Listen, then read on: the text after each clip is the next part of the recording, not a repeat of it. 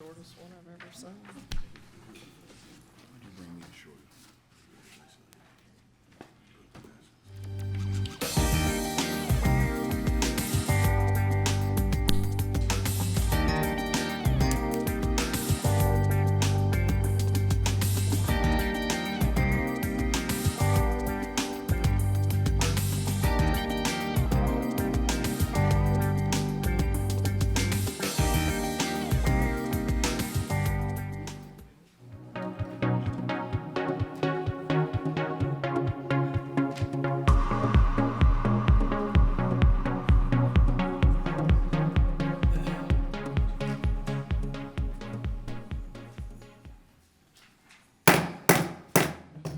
The May 10th City Council meeting is called to order. We have our invocation by Reverend Kevin Arrington, pastor Lifting Christ Worship Center, followed by the Pledge of Allegiance by Councilor Marcus Lundy from District 9. Please stand.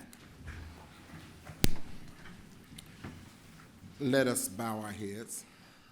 Our Father, who art in us, thank you for your many blessings that come with knowing your only begotten Son, Jesus Christ. The blessings of forgiveness, eternal life, joy, peace, prosperity, and hope.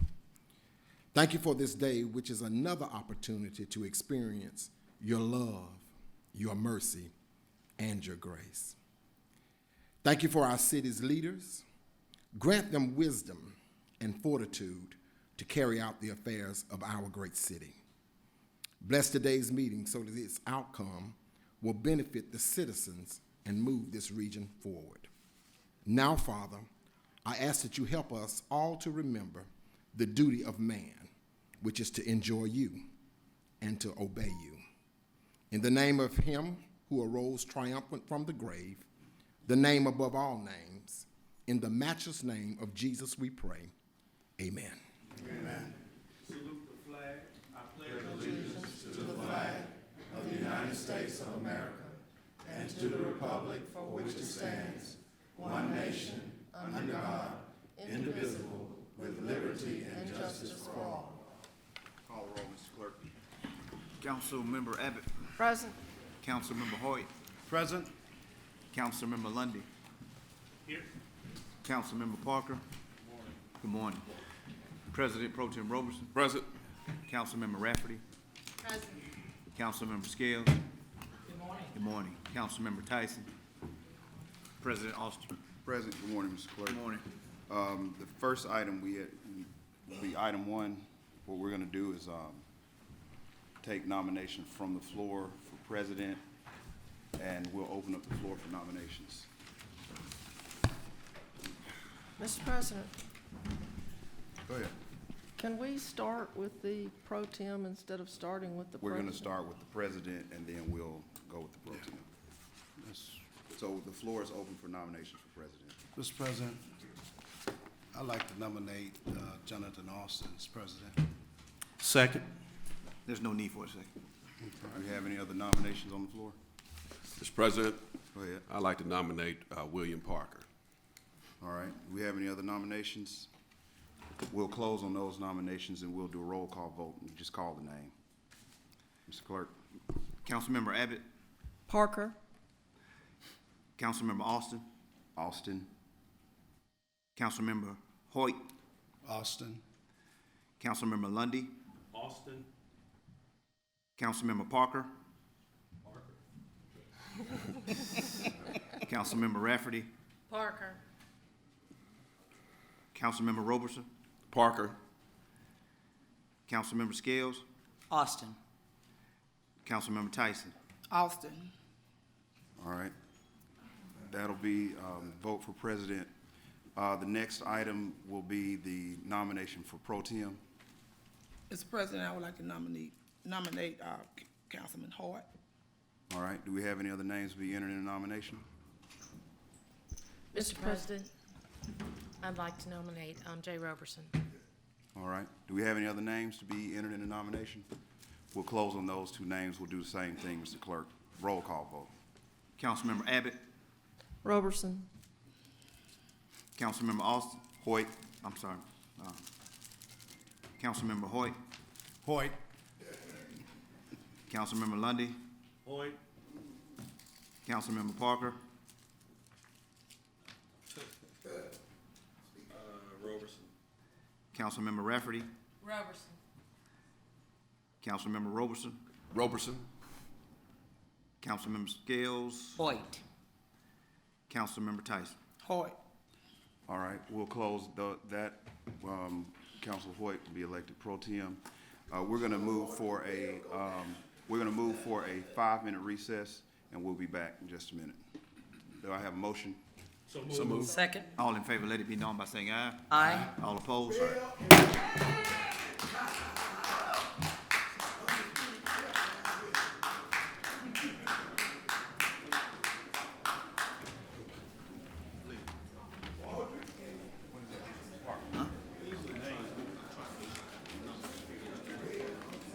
Trying to make sure you got them correct. Miss D,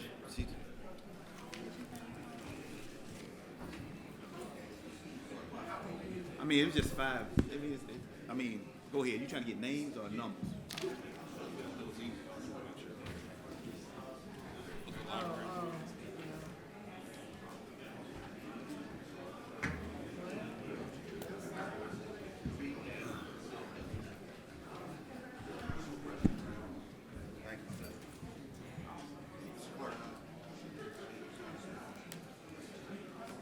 Yes, sir. I can't change the screen out. That's what I mean.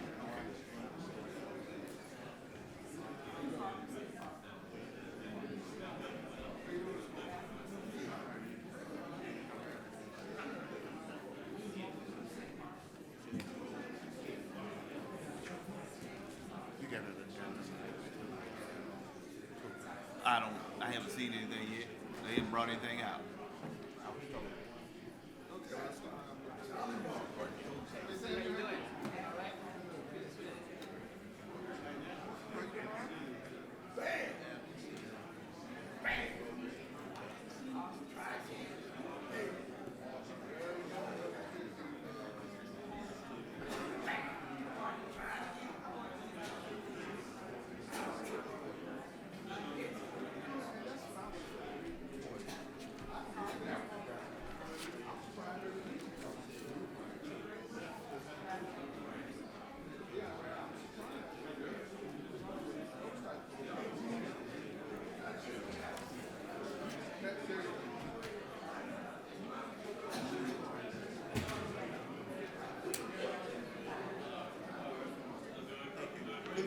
Hey, Lee, you know I'm gonna have to get out of here, man.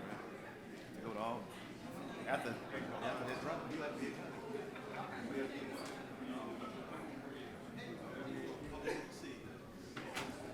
You just gonna have to remember to. You can't change the screen, but it still stays the same. Just Austin Lane from you.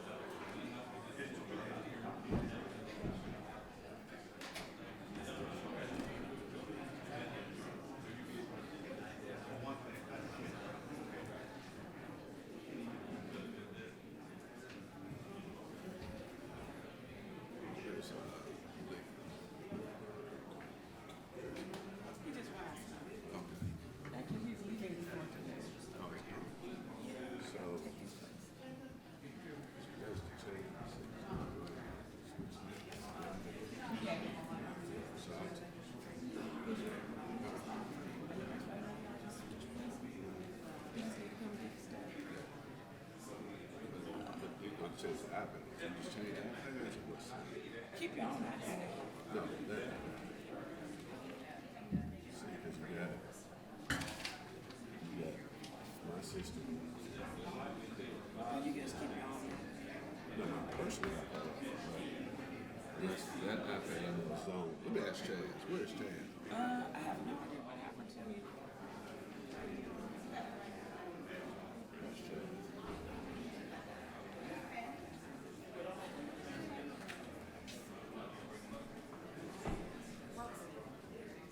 Councilman Ross.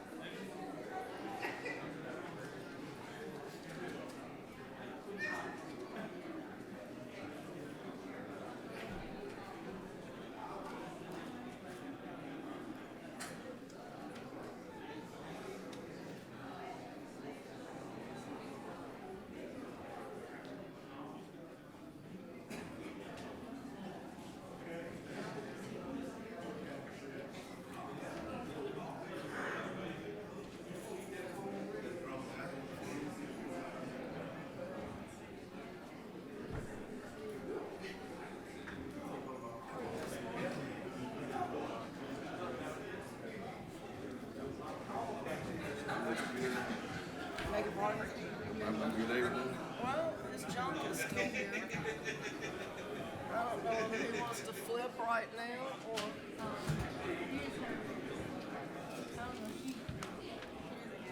Deacon.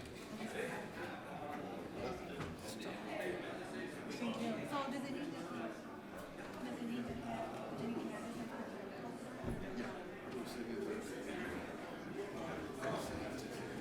because it has to read exactly that, right? Uh-huh. So should we just, What you doing? Brandon, trying to make sure y'all got the right copies of this resolution. So should I just pull these up?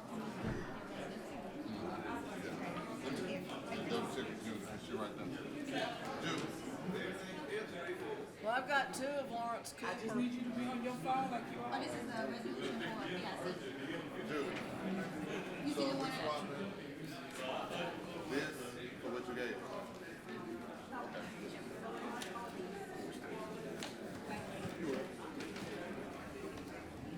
Oh, so y'all got this one? Okay, so, yeah, I need this one. In the law department, pass me out this one. Oh, come on, DT? I know DT. Yeah. Yeah, we got it. Brandon. Brandon.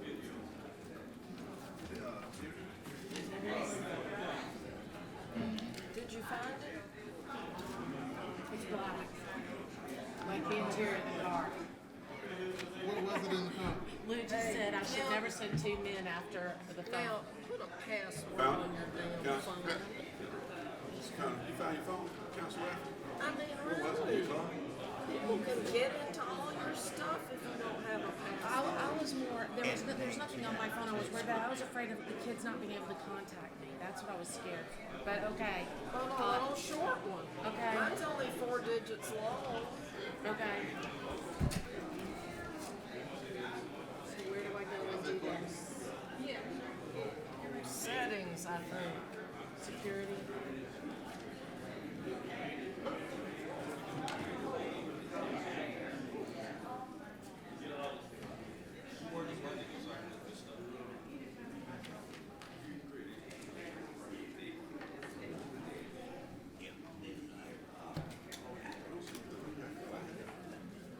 Touch ID and passcode, maybe.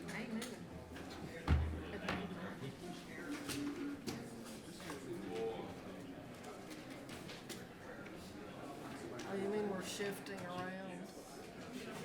Valerie will take your Let's position. see, do I get the, let's see, I've had that seat before. I used to sit in it next to Burt Miller.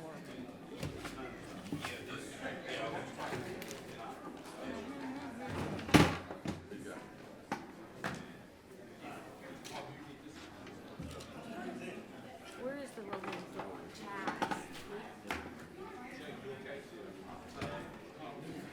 Chaz, no, no.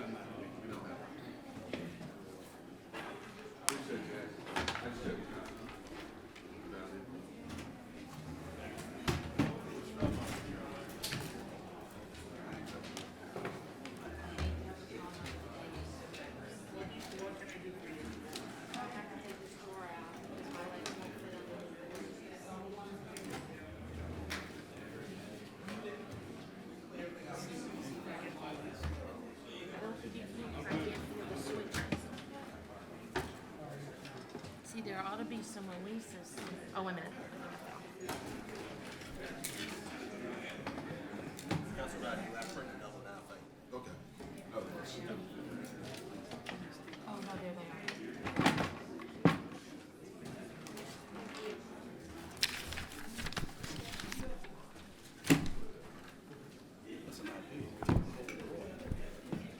Yeah, you know, I don't know how to do that, so I'm just gonna empty the contents. Yeah,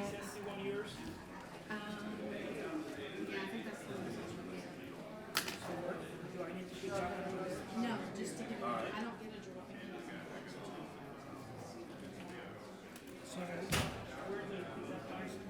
Yeah, I don't know if Stuff is I don't, they're not. They're just Put this one in here. So I guess we don't know where Tyson's sitting now. Scales is sitting.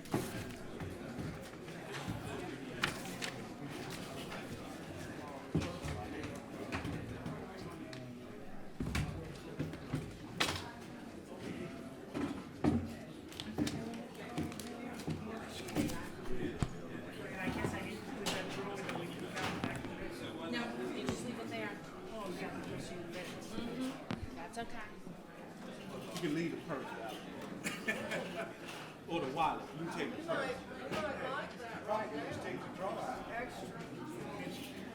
That one didn't come out. It sounds pretty good, like a really good idea, but She said you take the drawer. Oh, it's empty.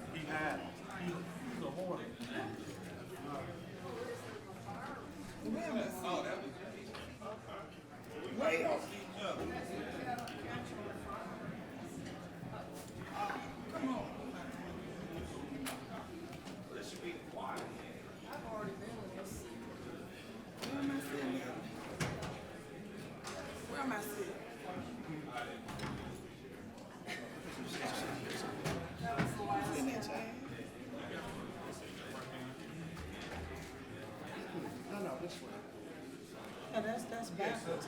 It's backwards. Check, it's the other way. It's backwards. Left to right. Yeah, that's wrong. That's why I was Yeah, just. left to right. Okay. Left to right. Where is this? We on the other side? Yeah, the other side.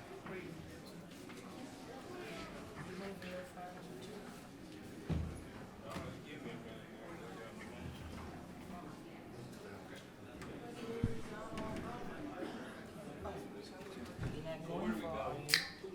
Oh, and my next.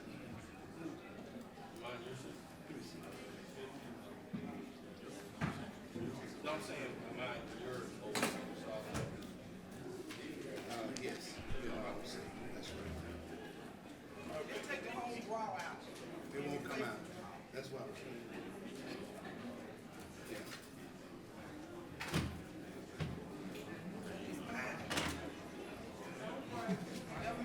Are you serious?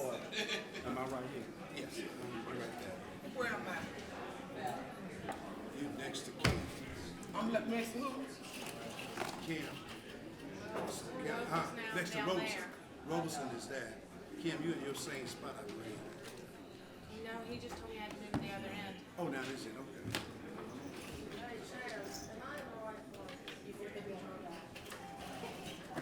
I'll get the other door out.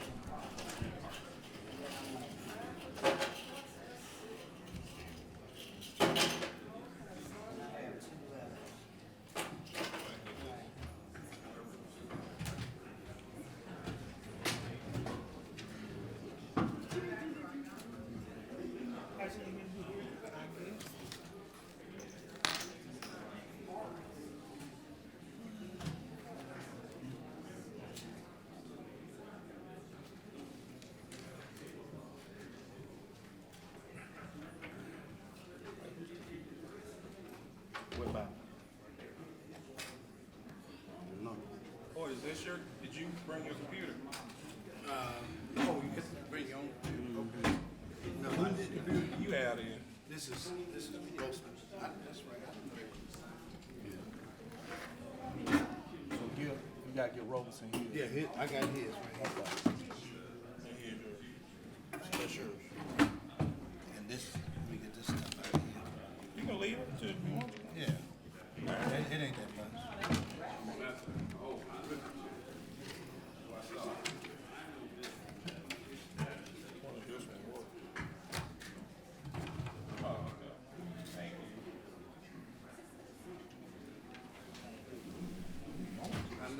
We could have done this later. Could we just talk about it? You know what I mean?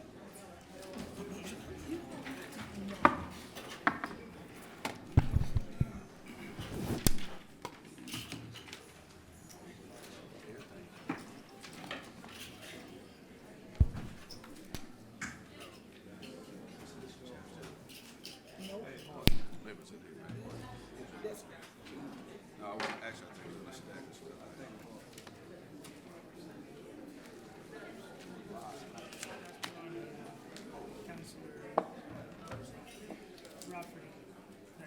Oh, chapstick. Okay, thank you.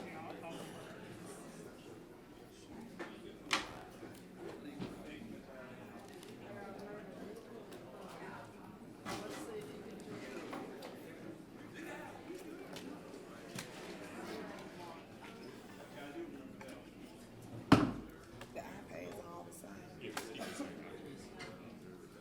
guess this. Is this mine?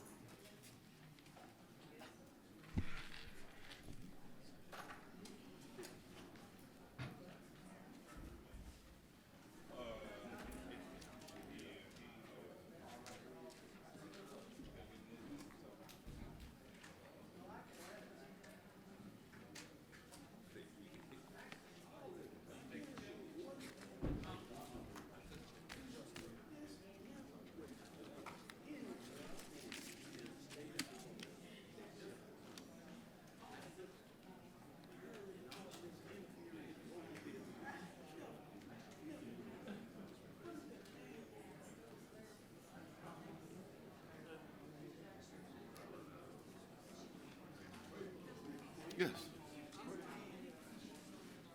We've already worked it out. Thank you.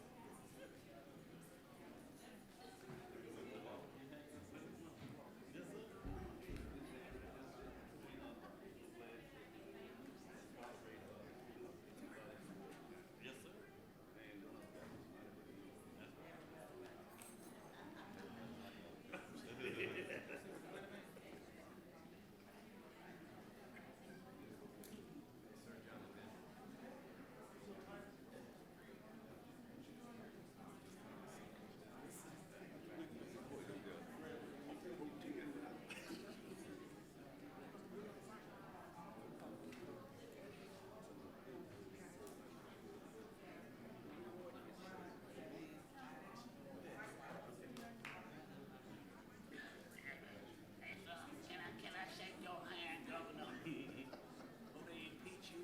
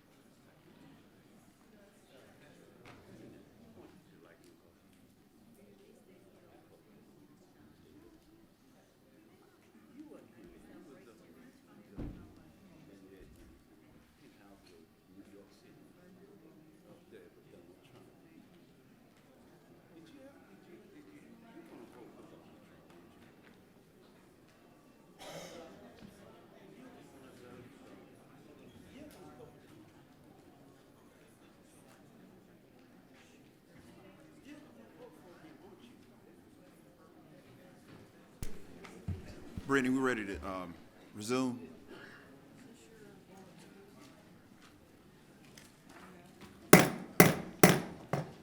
City Council meeting is called back to order. We need to do a roll call. Mr. Clerk, Madam Clerk.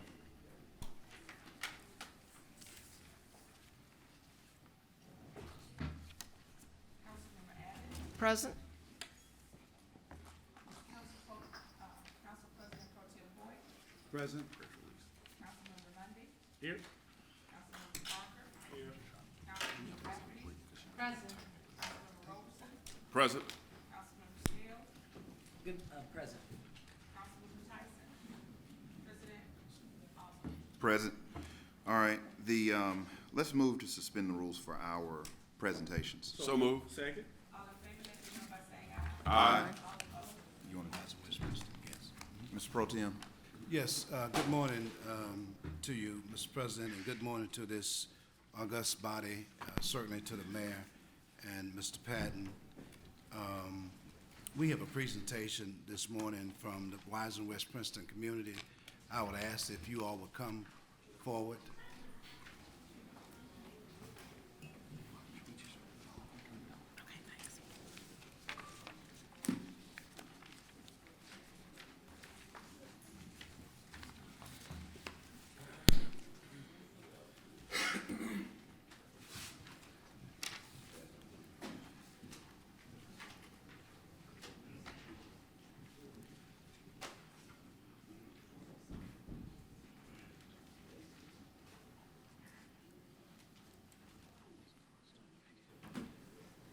Mr. Chappelle, good morning, Yes, sir. sir. Good morning. Good morning, Ms. Williams and all.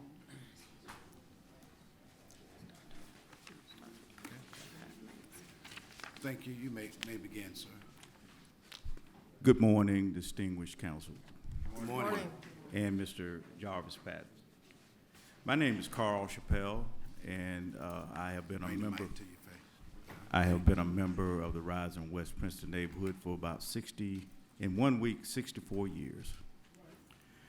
And back in the 50s, it was a little city and everybody wanted to live there. But today I'm quite disappointed the way things have gone on in the neighborhood. We've been plagued by murders, prostitution, and drugs. We have complained and complained about this issue for the last, I know I have personally for the last 5 years. We have not gotten any relief at all. We are a neighborhood of senior citizens. We all have health problems, and we're all retirees, and we deserve to live our life in peace. So I come before you asking you today to give us some type of relief, such as police protection and police being there to watch over us when we sleep. There's automatic gunfire on a routine basis there, fully automatic fire. Murders, we just had a recent murder where a body was found in a driveway off of Lum Avenue. I don't know if that's been solved or not. I hope that it has been.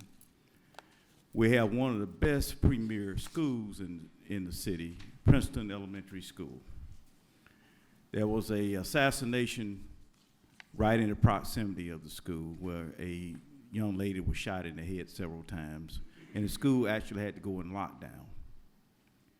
To my knowledge, there have been 7 murders in that neighborhood and in the surrounding area, such as the hotel on 3rd Avenue. And we're just tired of that. I mean, we used to be able to walk the streets at night and jog. Can't do that anymore. I have the distinguished president here with me, and her house has been fired upon. And there are several dog attacks, actually, against some of the representatives of the neighborhood twice. Now imagine a child being attacked by a pit bull. So we need some relief, we need some help. We have appealed to Mr. Hoyt, and he has assured us that if we came before you, there's a possibility we might be able to get some help. And I hope that is the case. Not only that, we're plagued with, we don't have anything against free enterprise, not at all. But not at the extent of taking someone else's right away to pass the business. We have a business that used to be the Lonnie Russell Ford business off of 3rd Avenue. And there's a car establishment there. And they work on cars, but they also block the right of way. And people going back and forth into the community and to the church can't get by. And these cars are left there unattended in some cases, and some cases not. We have an area off of Finley Avenue and Lum Avenue where they have a flea market. Fayette Avenue. And there's a problem with the right of way there too. And again, we love business, but not at the extent of everybody else's rights. And I just want to know, I just come here before you today with my hands open because I don't know what to do.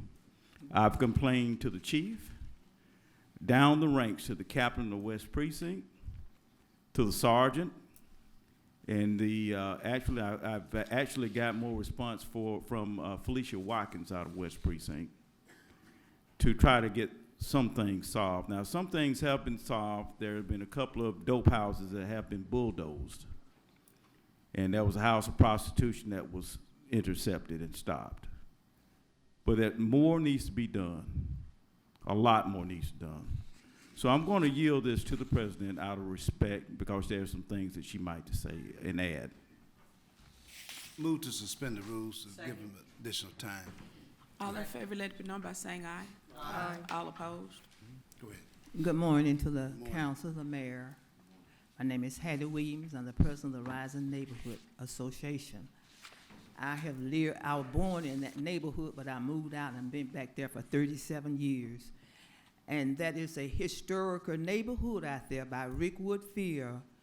And you would be surprised of the tour buses that come there taking pictures every day. But it's a problem there now. We have prostitutes walking the street, people you never seen. You're afraid to even come on your own front porch. Where I live, I can look down the street. They broke in the house next door to me. The lady had it remodeled, and she can't sell it, she said, now until she had to do it all over again. And we got to have something done in that neighborhood because there's no point in we having something like that surrounded by us.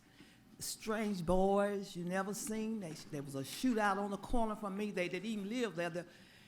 And it frightened me to death. Then last summer, a bullet came through my window. I was in the bed. They shooting, and you can't live in a neighborhood like that. It used to be a beautiful neighborhood, but we don't know where those people are coming from. And we do need more police protection out there. We just got a 311 police about 3 weeks ago. We don't know what's going on. You don't see the police, but you see those guys. You get up early in the morning, the dog bark, they walk in the street, checking your house out. It's just a problem, and we need our neighborhood cleaned up. People come through there, just put everything. It's just like a garbage can. And there's no point in us living like that in that neighborhood. And I'm praying to God that you all please, I'm begging you all to please help us out there in Rising West Princeton. Any others? Mr. Demas. To the mayor, council, and other constituents. My name is William Demas. I'm a resident of Rising West Princeton neighborhood. I'm also on the board of directors of the Rising West Princeton Corporation. One of my purposes for coming here today is to appeal to you in the process of redoing 12th Street and enhancing Rickwood Field is to help us build homes and improve that other side of the street across from Rickwood Field. We want to put new homes bought in that street, and we want to see 12th Street redone. And they also have an area from 12th Street to 14th Street and from Lum Avenue to 3rd Avenue, which was designated some time ago as an empowerment area. And we have several vacant lots, and we built several homes there. We feel like the construction of new homes, affordable homes in the neighborhood, will weed out crime and bring in new residents who represent our taxpayers and takes a pride in their community. So overall, part of improving that community would encompass building new homes. And we ask that you all make all resources available you have to our extent to that we could continue our home building out there and bring back those people back to our neighborhood. Thank you very much. Yeah. Well, and good morning to Mayor Bell. Mayor, I met with Mr. Chappelle and others at his home last week, and they raised some concerns about just the lack of attention in that particular neighborhood. And of course, you are more aware than me that this is a mostly senior citizen neighborhood. And I just don't think it's fair for them to have to endure this kind of quality of life at their later years. And we just need help. They crying out. Some of them didn't come this morning because they're afraid. They're intimidated by some of these young folk. But these are brave folk this morning who says that they want to take back their community, and that we need some help. They need the city, need all hands on board to try to help these folks enjoy the latter years of their life. And the Bible says it should be your best years. Your latter years should be. And so we're crying out. They got some apartments right behind Church's Chicken. That is a tremendous problem. They're shooting, they're fighting, they're doing all sorts of stuff. This body shop, this auto shop, I mean, they park, double park. You got to go in the middle of the street. And it's got to be some law on the books that prevents them from having all these inoperable cars just sitting there, and it's really devaluing their property value. And now they done started parking in the parking lot between the strip mall and the Family Dollar store. They just done start parking their cars there, and they don't own the property, but they're just parking there. And so we really need code enforcement in there like nobody's business, quite frankly. And so I'm just hoping that we can help these folks. I go to the neighborhood meeting every month, and you know, these are the complaints we get over and over again. Ms. Williams had done her absolute best to raise these issues. We've done the emails, we've done calling in 311, but you know, to no avail. So if we could get some real attention on that. And they talked about a street. I can't remember the street that said that needs to be paved. It's what is that street? Between 13th Street and 14th Street is 2nd Avenue West. That's why I like to fail twice. It Okay. need fixing real bad. They fail from 12th Street up to that 13th Street. Okay. And they stop and you can't hardly walk. That street is so bad. Okay. And matter of fact, I know Ms. Williams walks quite a bit. And matter of fact, most of these seniors walk in the neighborhood. So there are some tripping hazards. The roads need to be repaved.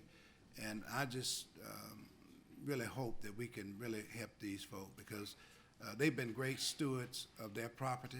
If you go over there, for the most part, I mean, when you look at their yards are immaculate. I'm looking at Mr. Blue. Mr. Blue, you could probably eat off his grass, his driveway, his porch. I mean, really. And so this is the kind of residents we have. They care, but we just need to care just a little bit more to try to assist them. And so that's why I asked them to come this morning and to see if we can get some attention, Mr. Mayor. Okay. Ms. Williams, if you would, and I understand your plight. In fact, just last week I received several emails from the counselor. If you all could, after you finish your presentation, join me in one of the conference room, and we'll go over each particular item that you raised, and I'll have people there to address and then get out into the community. Okay? Bless you, Mr. Mayor. Yes, Councilor Scales and Councilor Tyson. And what happened to me? Thank you, Mr. Pro Tem. Well, let me just say this too, and I want to chime in on it because I'm from the western side of Birmingham. It does break my heart that every day, just about, there's a homicide in Ensley. Something's greatly wrong with that. And I will say this to ditto what Pro Tem Hoyt was saying, is that we had two women that came from a set of apartments just last week. The next day, in my own district, someone was killed, and it got to stop. And after we come up with a plan, I'm just ready for us to execute it. I do not believe your zip code defines who you are. I know that we have wonderful people throughout this city, and I know that it's going to be some sacrifices that we're going to have to make as a city to put resources in every neighborhood on the same level. And I just believe that we as I have a saying, I think seniors and working folk, what we running from the criminals for, they should be running from us. We shouldn't be running from them. So, we got to make it in Birmingham where crime don't pay. Because I really understand that when they go in certain neighborhoods, they turn the music down. You ain't gonna put no litter there because you know you're going to jail. Well, that's what's got to happen in our city. Got to start enforcing these rules, these laws that we have on the books, and taking pride in our community and demanding more. You're a taxpayer. Even though you're a senior, you're still a taxpayer. You paid into the system. That's why you retired. If you work, you're still paying into the system. They cut money out of your retirement check all the time.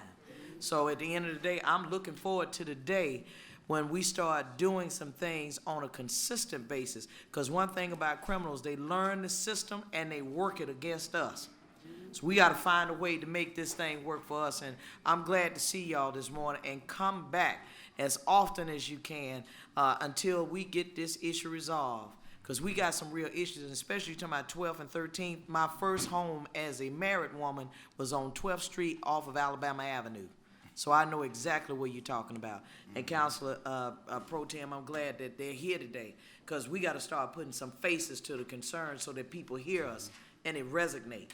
Thank you, Mr. Pro Tem. Thank you, Councilor Tyson, then Councilor Abbott. Yes, I know when we closed the apartments down on Cotton and Center Street, that ran a lot of the traffic down there in those apartments, down by Rickwood and the apartments on the other side, Ms. Williams. You know, when I was the community president, we did block watch over there. You know, we had problems then.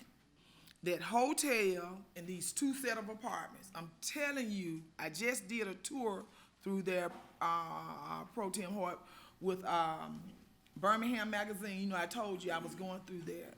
They was all out then. I was scared. I told them I was gonna take no picture while I'm in this car. I was scared they were gonna shoot the car up.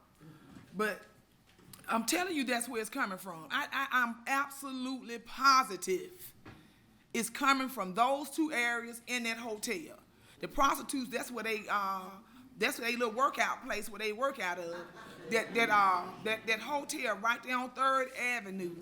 That's where they take their customers at. I'm telling you, it's a big problem. That hotel need to be shut down. Yep. Those landlords, those 2 apartment landlords, we working on an ordinance today. Something got to be done about these slumlords. Amen.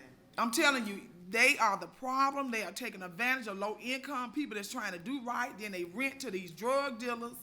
They rent to them and the people that's trying to do right. So the people that's low income trying to do right, they can't even live a healthy life for the ones trying to take advantage of the system because they are low income apartments. And if you go through there right now, I bet you'll count at least 15 guys with pants hanging to their knees standing out there on the street. Though it's those 2 sets of apartments. I'm telling you, that's the problem, Councilman Hart. I'm telling you. Thank you. Councilor Abbott. Thank you. First, I want to say thank you for coming. Yeah. The only way that we're going to take our neighborhoods back from bad people who don't give a hoot about them is for us to take the initiative and do something. I know when I moved into my neighborhood, I had a drug house 3 houses down from mine. My father and I used to hide behind trees and write down people's car tag numbers and report them to the police so that they would catch the people who were coming to our neighborhood and dealing drugs. I can't say that that's what made the drug dealer go away, because he got murdered in North Birmingham when he went to do something over there. But what I'm saying is that if we who live in the neighborhoods rise up against the bad people, I think we can prevail. And of course, obviously it takes help from the city. I personally would like to see more A-post certified inspectors who can write tickets and do something about the bad guys instead of only having one. But that's a personal desire. Maybe I can talk to the mayor about that. But you know, the police are not going to go around and write tickets for all these minor things. They want to chase the bad guys down the street. I mean, I've learned that from being a citizen of Birmingham. The stuff that they consider the people parked on the sidewalks, the ones who pull up over the curb, the ones who park in the yard, you know, the ones who turn their stereo up so you can hear it 6 blocks down the street. you know, we need some people that care about doing something about those violations instead of just chasing the bad guys. We want the bad guys to get caught. You know, we want somebody to chase them. But we need for the quality of life issues to be dealt with in our neighborhoods. And all of our neighborhoods are pretty much the same in that area. We are all getting the complaints about the kind of issues that you're talking about today, but you're here. And the rest of the people are emailing and calling and, you know, they're not here. So I admire you for being here, especially so many of you to be here together. And I pledge to do anything I can do, but basically what we need is for our enforcement folks to enforce. And, but I just want to thank you for being here because it means you're interested and you're working and you'll be reporting things you see. And that's what the city needs is for residents who care to report stuff. But then we need to send somebody to deal with it after you report it. But thank you for being here. Well, and my last comment is, this, what is the name of that strip mall there? Is it Imperial? What is the name of that? Third Avenue. Yeah, well, anyway, it's a nuisance. The auto place is a nuisance. And last I checked, if they are reaping havoc on the community, we can pull the business license. And so I'm putting this on notice. We need to, at the next public safety meeting, we're gonna have a show cause hearing. And so we can begin the process of pulling the license because it's not fair. I mean, piles of dirt, grass, inside the fence area. I mean, it's ridiculous. He's got a cow. The cow done fell on. The cow only got 3 legs. The cow down. All that, you know. And so we need to do something about that. So again, let me thank you all. Let me thank the mayor for being here and graciously hearing you all this morning and this council really.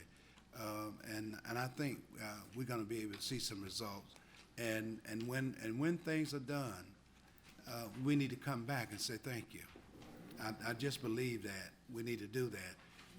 And the mayor said he's going to meet with you all, and so I'm very grateful for that. So thank you so much for coming this morning, and hope we get some resolve. Thank you.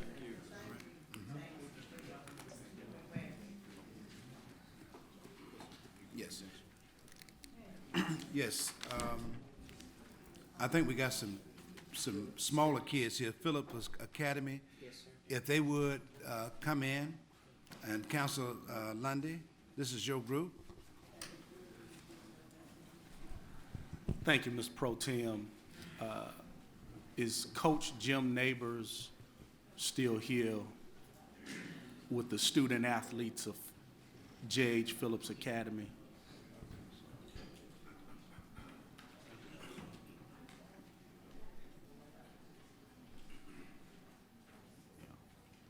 Officer Lewis.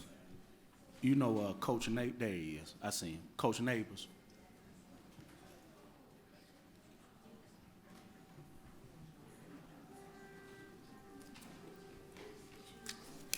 Coach, hey, Coach. Yeah. Hey, Coach, I'm gonna go ahead and allow you to recognize these wonderful student athletes at John Herbert Phillips Academy. Okay, we have our softball coach, Coach Cantrell. He's gonna go up first. Okay. Good morning, Mr. Mayor and City Council members. Morning. I'm Coach Cantrell, the softball coach at Phillips Academy, and thank you for taking the time to honor all of our hardworking student athletes.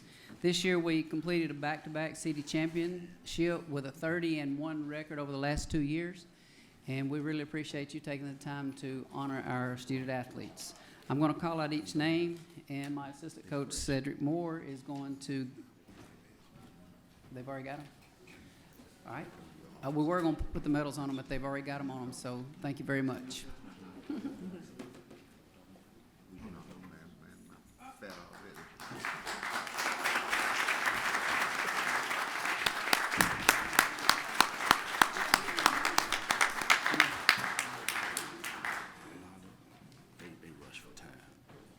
I recognize that we are rushed for time.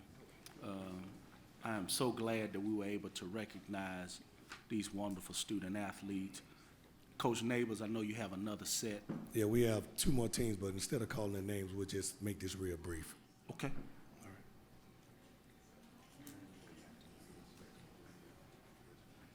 Yeah.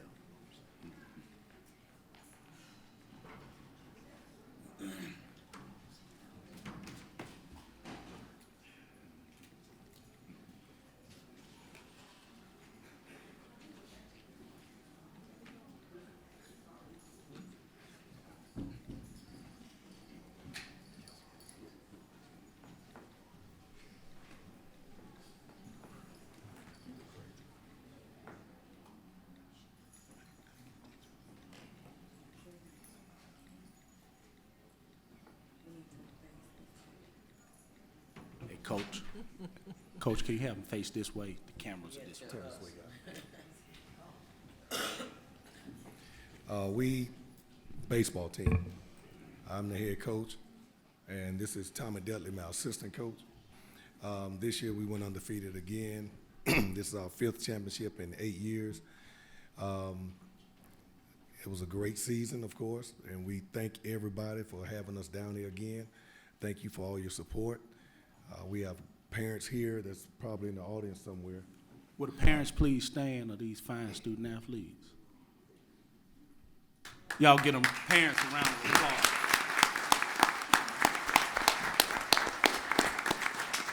So once again, we thank you. We won 9 championships this year with our athletic program, and so we're so proud of that. So we know you all have business to take care of. We got another thing, a team or 2 maybe coming in, so we're gonna go and get out of there. But thank you again. Coach, before you, is there an all-sports trophy at this level? No, it's not. They just give you incentives like bonuses and all those things for coaches and trophies, but it's not. But we can work on that now. Yeah. Maybe we can work with our education committee to help to create an all-sports trophy. I think Capital One does it on the collegiate level. Right. Is that, Councilor Roberson? Yeah, they do. Yeah, and maybe we can get one of our corporate philanthropic companies to help us on the middle school level. You know, I'm a huge supporter of John Herbert Phillips. Right. And a huge supporter of Jim Neighbors. And you just do a fantastic job when it comes to promoting academics while being an athlete. And I can tell you, my dad didn't tell me a whole lot, but he did say a slow nickel beats a fast dime any day. And he was pertaining to education and attaining your education. And these children here are some of the finest academicians in our city. They just happen to be great on the field as well. So that's a testament to the coaching staff and the leadership of John Herbert Phillips Academy. Yep. And speaking of leadership, Mr. Milton Hopkins, he was out in the hall, but he had to get back to school. I understand. And on behalf of Mr. Hopkins and Ms. Peter Leonard, our assistant principal, once again, we thank you. Thank you, Coach.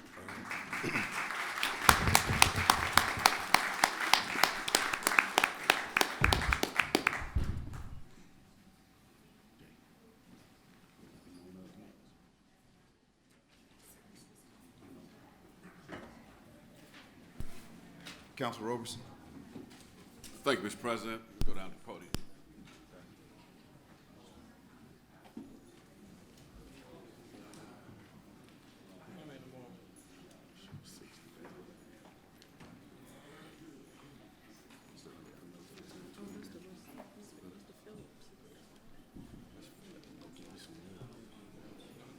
Mr. President, that's Rusty Phillips Academy. Oh, this is Rusty Phillips? Yeah.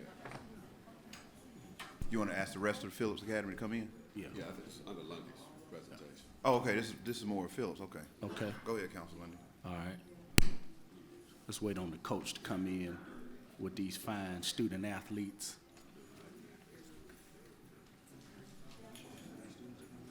Yeah, this is they had 3 teams instead of 2.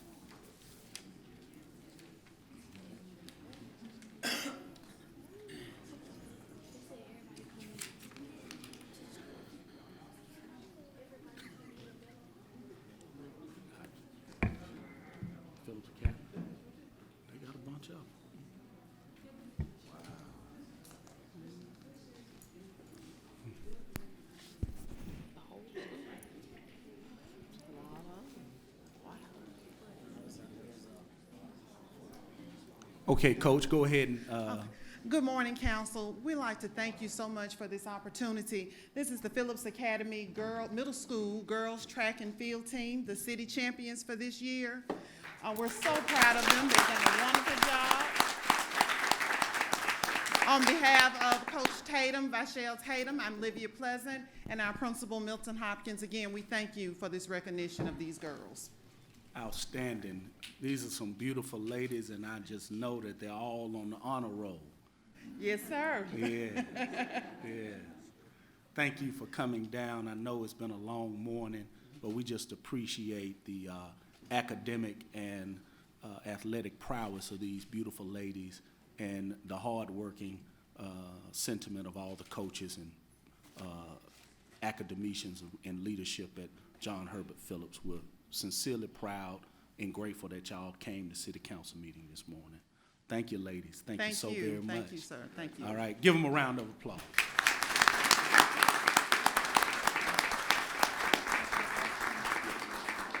Yep, yep. Good morning.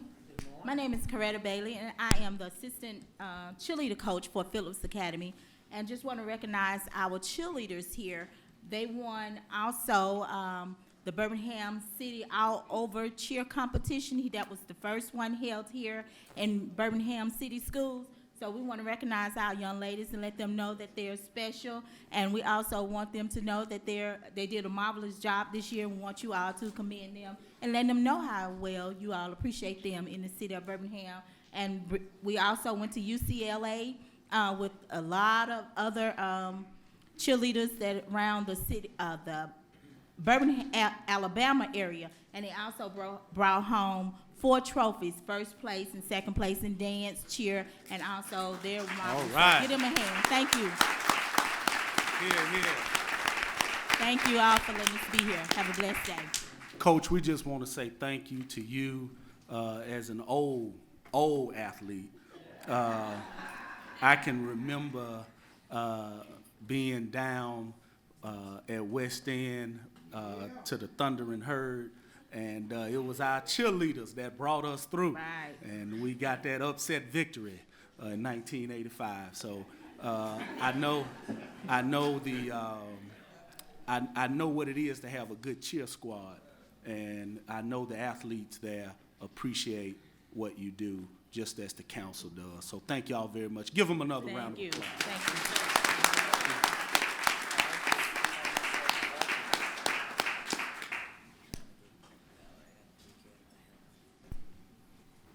Now we're ready, Council Roberson. Thank you, Mr. President, and good morning to the council and Mr. Patton and the mayor in his absence. My wife would tell you that cheerleading is a sport, and it's treated as a sport. She coaches at Lawson State, so we have to respect the cheerleaders also. But at this time, Brent, coming in as your 2015-16 Alabama High School Athletic Association state champion.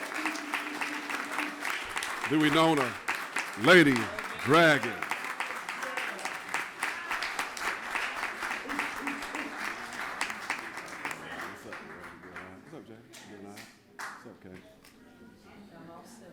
It's truly a pleasure to have them here. Let me read you all some accolades this morning.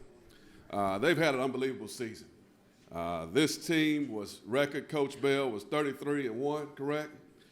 They played in the last four state championship games, winning the last 3 5A state championships in the state of Alabama. They ended the season in the 16th spot on ESPN's top 25 girls teams in the United States of America, in the country.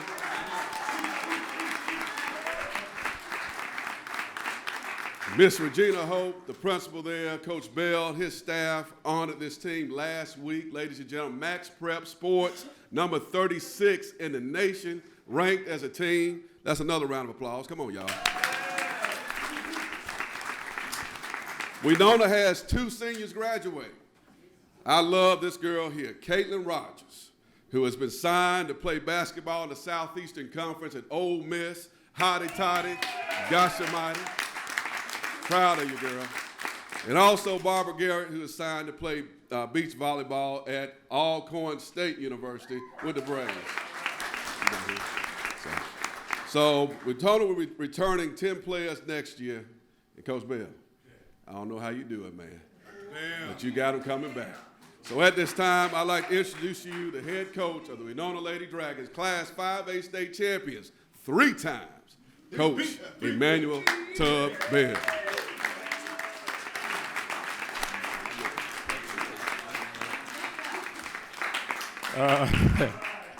Well, I told y'all last year, keep my seats ready, so I'm back.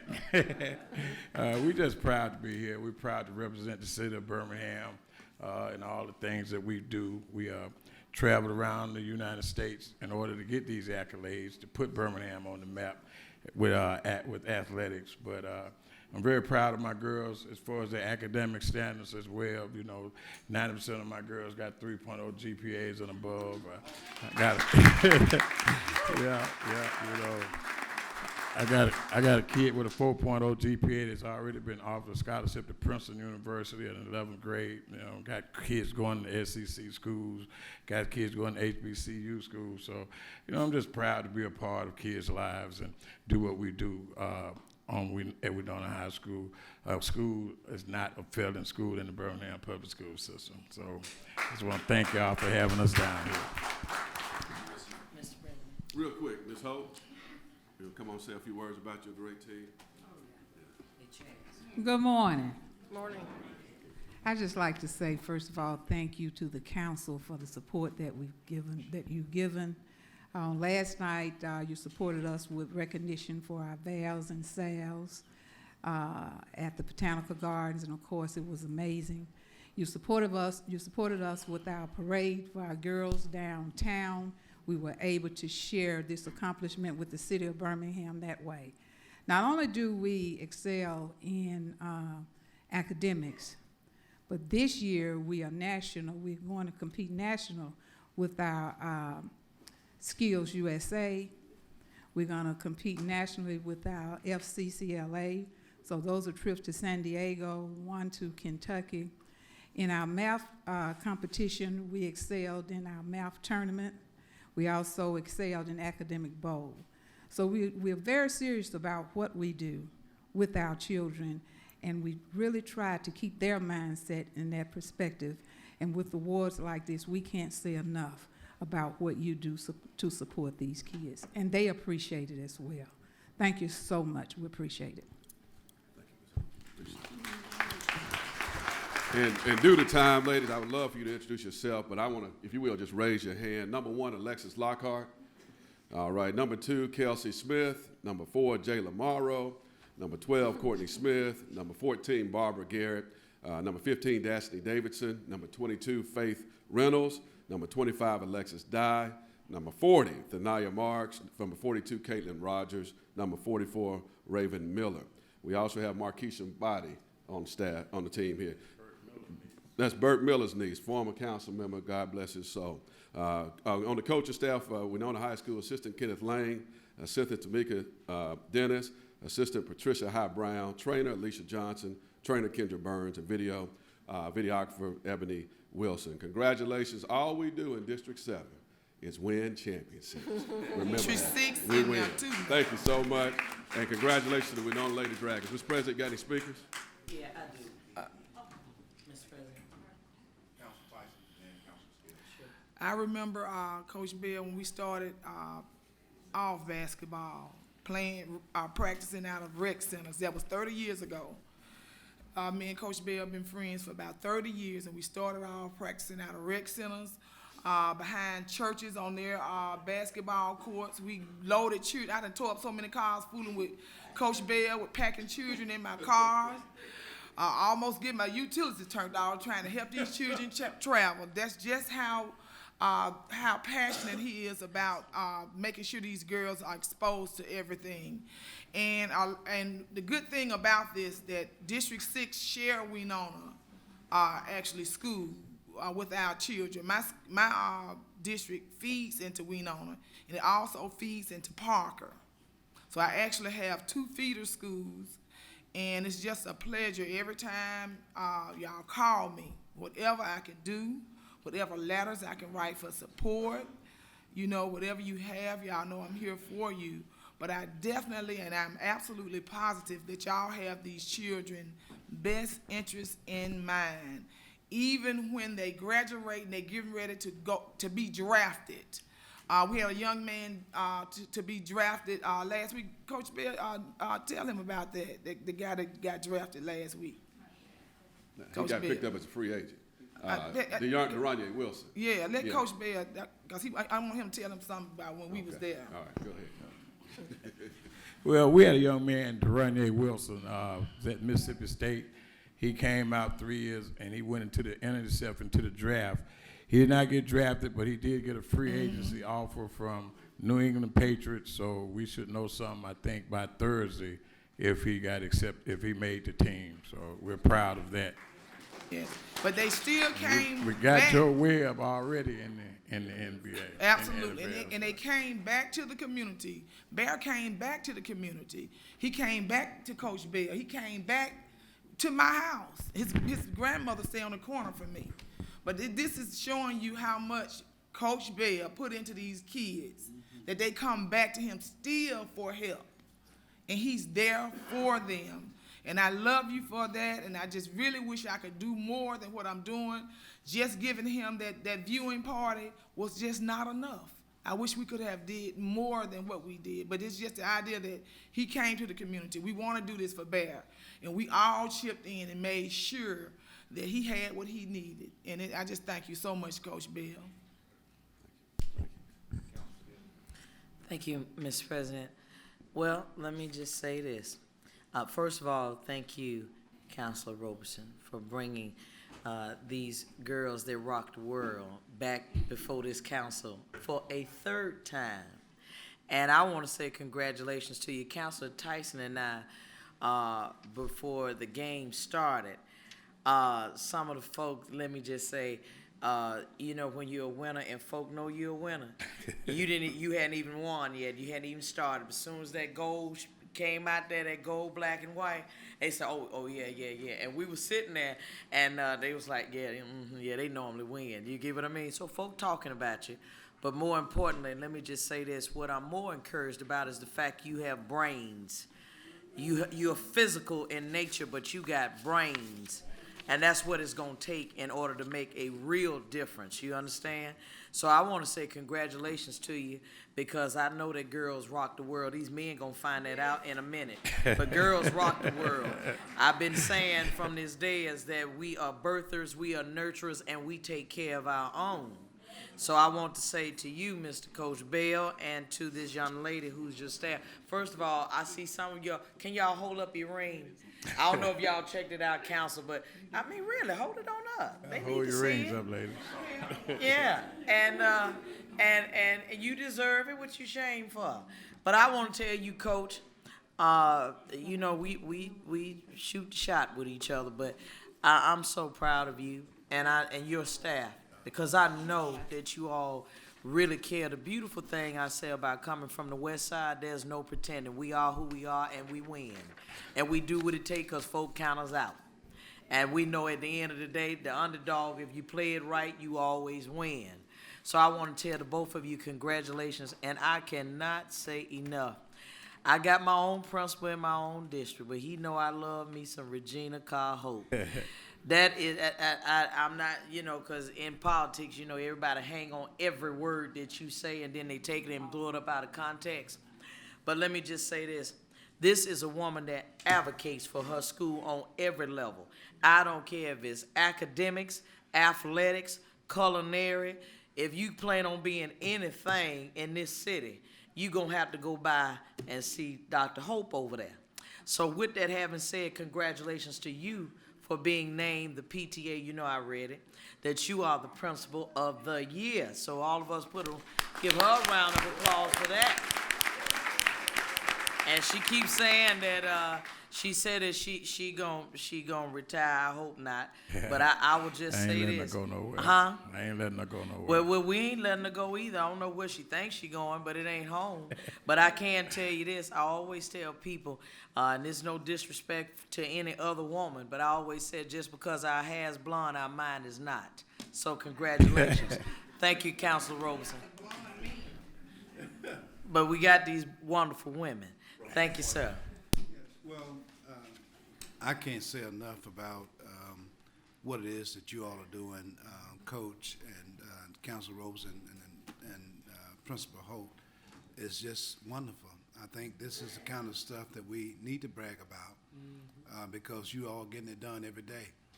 And I like to say that the women rule and super rule because that's what rules in my house. So, you know, I understand that. I'm a non-conformist conformist.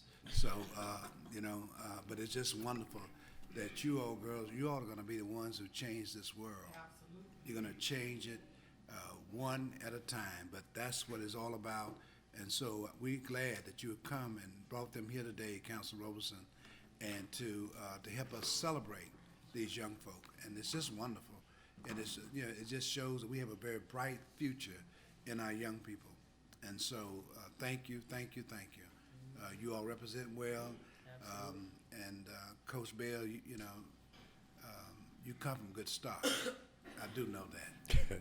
And it's just something that's innate in you all as a family, and so greatness kind of permeates from your disposition, so we appreciate that. And congratulations to you on your appointment today, and you know, I know you, so God bless you. Bless you too. Your endeavors. And tell the mayor that I was shaking hands today, so he missed his opportunity.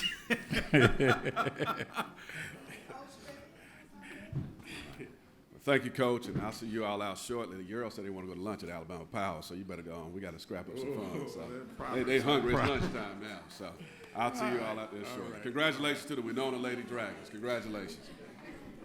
Congratulations. Uh-oh, y'all better go talk to them.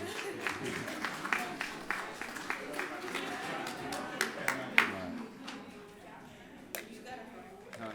We working on it. We're working on it. Okay. All right. Y'all be good. Be good, Faith. Take care of that. Y'all be good. All right, T. All right, got one more presentation, Mr. President. The Alabama Dental Society representatives, are they here? These young people, are they present? Will you please come forth, the Alabama Dental? All right. I don't think they can see those. Okay. Okay, thank you. How you all doing today?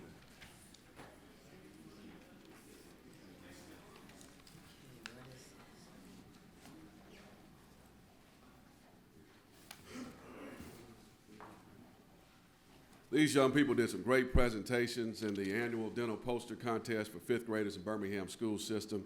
The contest was held in February, which is National Children Dental Health Month. This year's theme was Sugar Wars. So at this time, is Dr. Finus Taylor present? Yes, sir. All right, come forth and please acknowledge these young people for us. Good to see you. Good to see you. All right. I'd like to say good morning to council persons. I am Dr. Finus Taylor, and I am the president of the Alabama Dental Society. Our group is approximately 120 years old nationally, and we decided about 4 or 5 years ago that an effort needed to be done to try to get young people's more geared toward careers in the health sciences. Dr. Williams, Dr. Marshall Williams here with me, and several of our other colleagues brainstormed and came up with the idea of a poster contest that would promote dental health to fifth graders throughout the city. This is our fifth year doing this, and it's always difficult to pick winners, but we have had a lot of entries, and for this 2016 effort, we have to present 4 winners before the council this morning. Wow.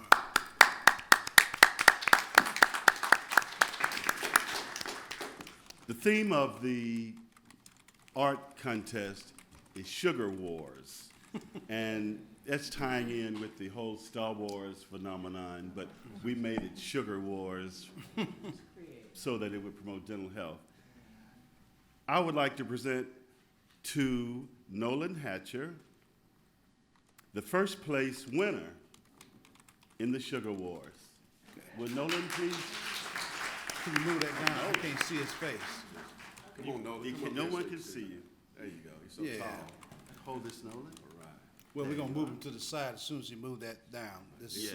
display down. Yes. Here's a certificate Just slide of it down, Council there you Robeson go. for first place. Congratulations. There you go. That's great.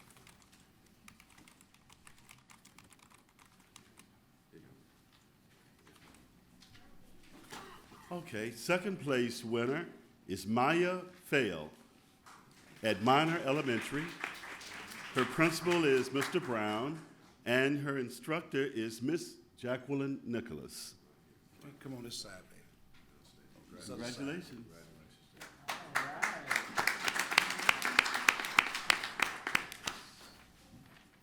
Dr. Taylor, you all come on this side so we can get a picture.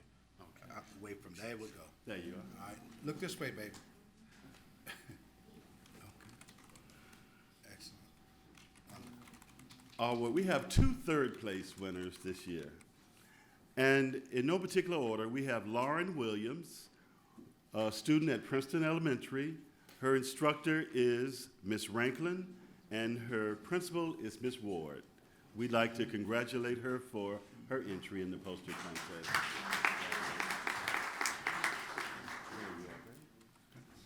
Look this way. And unfortunately, our co-third place winner could not make it.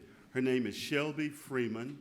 She's also a student at Princeton Elementary, and we'll make sure that she receives this. I'll give it to her principal or instructor after we've concluded this with the council.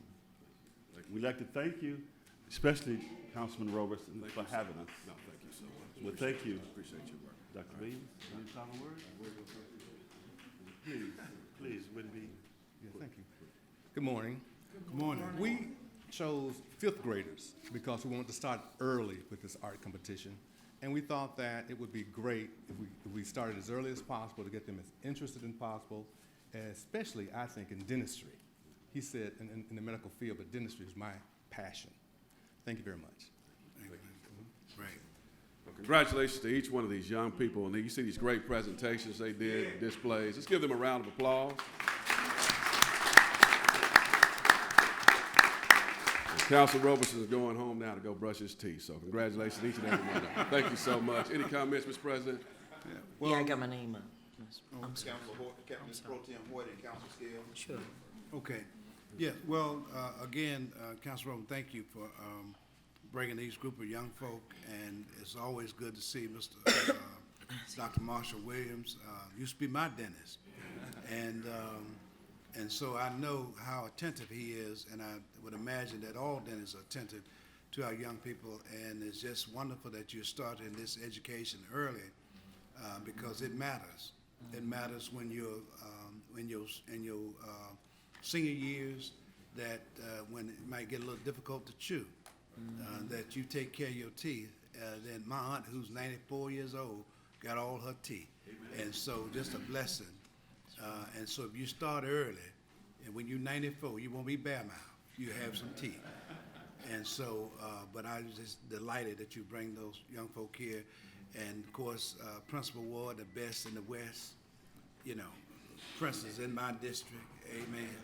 And so she does an excellent job of leading our young folk and instilling in them value systems that takes them from here to yonder. So thank you all so much, all of you. Thank you so much. Mr. President. Council Scales.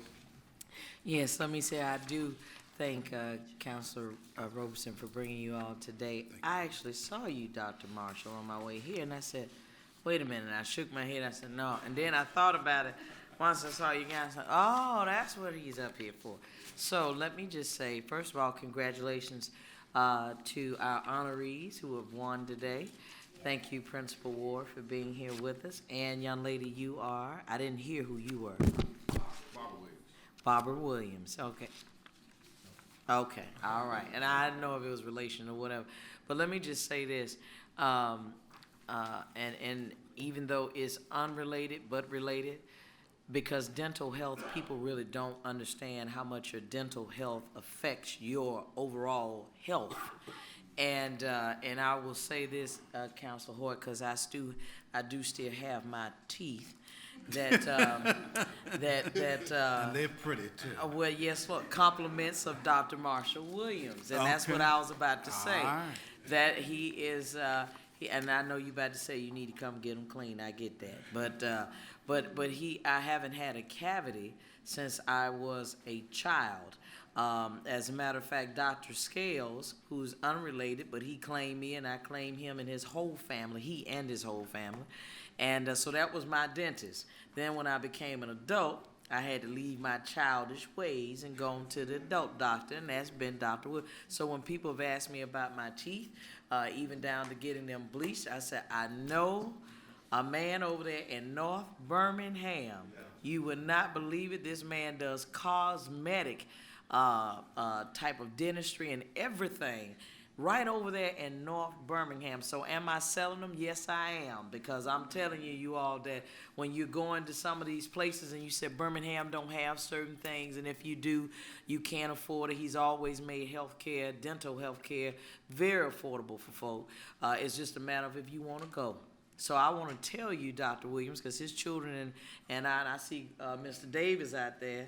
I think you all lived in the same neighborhood at one time, Cardell Davis, but your children and I went to Arthur Elementary School together. So I just want to tell you how proud I am of you and the things that you do. You really got a heart for what you do. So congratulations to these beautiful young people, and they're going to spread the word, because I didn't realize that sugar could be so lethal. Yeah, to your whole body. So I appreciate it. Thank you for your creativity, and thank you, Councilor Robeson, for bringing them today.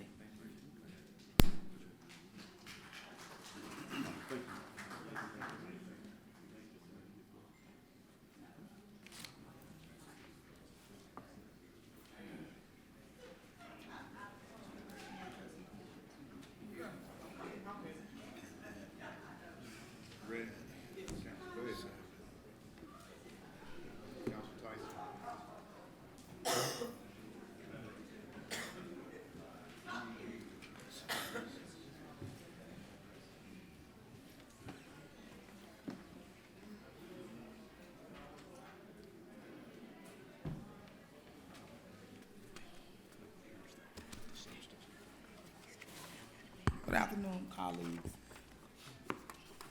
Now come on up. 2 weeks ago, we sent youth to DC with Black Youth Vote. And I want them to explain to you exactly what they actually accomplished in their journey there, because I did not go. We let them go on their own. So these are all young adults, and they will introduce themselves and tell you their experience. Go ahead. Hello. My name is Bianca Gabo. I am one of the state coordinators for Black Youth Vote, along with our other two coordinators, and I let them introduce themselves. Hello, my name is Marcus Lattimore. Been co-chair, state coordinator for about 2 years now. Good morning, my name is Joshua Raby. I'm the third state coordinator for Black Youth Vote, Alabama. So we had an opportunity to go to Washington, D.C. on a few weeks ago, and had an opportunity to take training on how to get young people out to vote, how to get them to register to vote. And there were young adults from other states that were there. I'm proud to say that Alabama was the second largest to have the largest delegation there in Washington, D.C. Florida beat us, but we're going to get them next year. We had an awesome opportunity where we got a chance to hear from fellow alums of the Black Youth Vote, Black Male Initiative, as well as Women's Roundtable. This included hearing Reverend Al Sharpton's daughter, who came and talked to us about social media and social justice. We also heard from big names of different lobbying groups. This was an awesome opportunity for us, and so we're actually getting ready for our next trip, going back up there on the 23rd for Black Boys and Men on the Hill, which is one of the most, is a rewarding opportunity to go and you get to talk to other elected officials on a higher level nationally. And so we're excited about going. And this year they challenged us to make a pledge on bringing younger black men down to up to Washington, D.C. So this year we are looking to hopefully take 17. That's our goal. We pledged 17. Me and Mr. Marcus was in the room, and we pledged 17 to take 17 young guys up to Washington, D.C. Sometimes you will never get an opportunity to talk to our congresswoman or our state senators, but this will be a great opportunity for us to take them and do it. And so with that, we're hoping that we get an opportunity to get our great city council to help us out with that. There's always the plug, right? We're working very hard on doing fundraising to make sure that we're able to take the young men up there. And so this will be an opportunity for us to go. Every year we're competing with Florida. Florida took 20 kids last year. We told them, well, listen, we're not balling like that, but we'll agree to take 17, bring 17 this year. So we're hoping that, it is my hope that you guys will help us with that initiative. And we thank Councilwoman Sheila Tyson for giving us the opportunity to go and for trusting us to go by ourselves and come back on time and catching the plane early in the morning. So we do appreciate her and thank her. We thank the council for even allowing us to go and represent the state of Alabama in the city of Birmingham. And actually, we had one of our black youth vote to actually win the 20th Anniversary Leadership Award, and it's Bianca Gabo. So she was able to bring back an award. She represented Birmingham very well, and she actually brought an award back. And I'm so proud of her. Bianca has been doing voters registration with our organization since she was, 11 years old? 11 years old, so she has really put her time in, and she deserved to go on every trip, and she actually most definitely deserved to hold a leadership position. And congratulations, Bianca.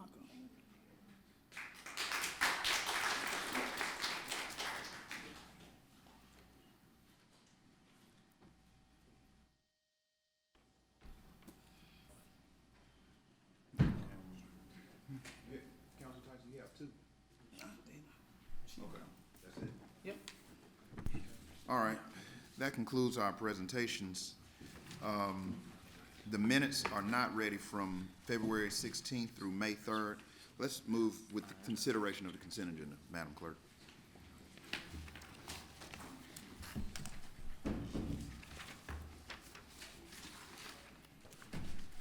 The consent agenda starts on page 2 with items 3 and 4.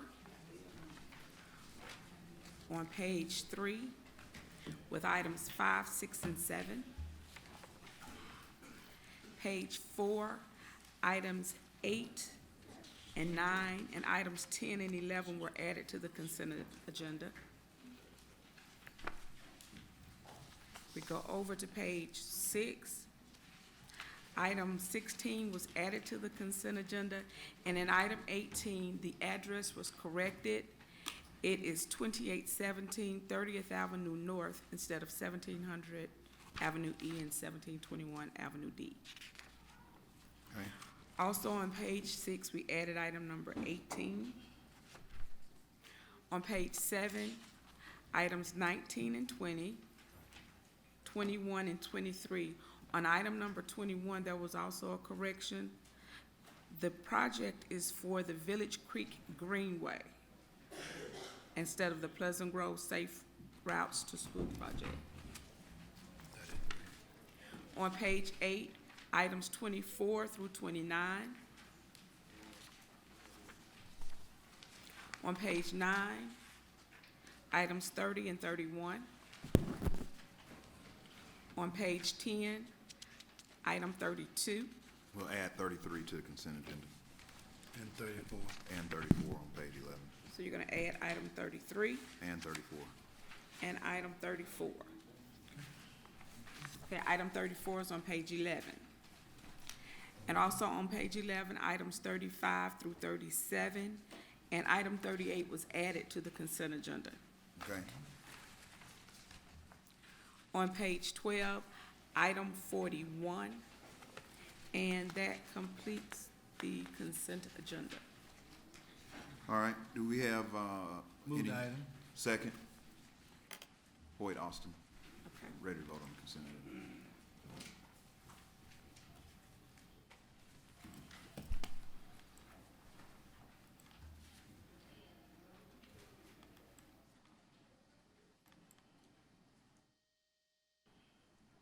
Okay, the voting has started.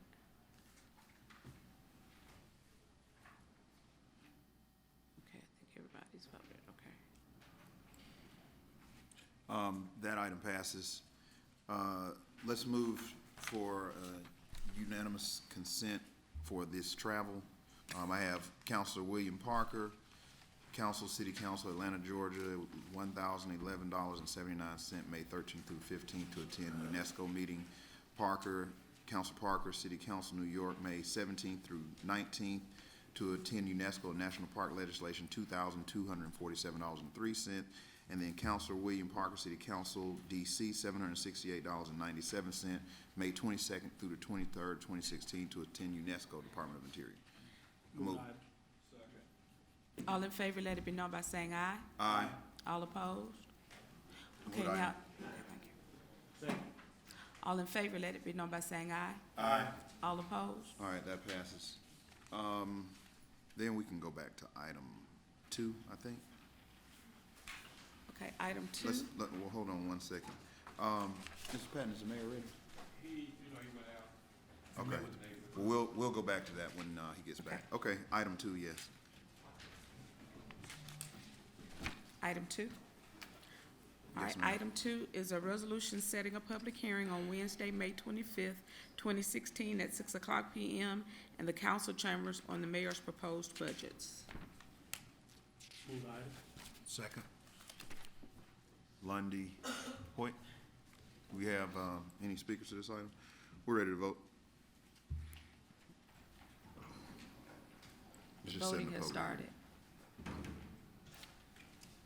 I don't have a way to vote. Okay. How would you like to vote, Counselor?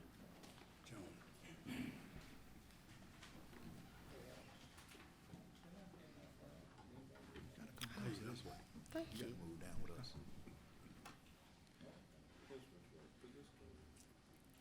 Counselor Abbott, you have any problem?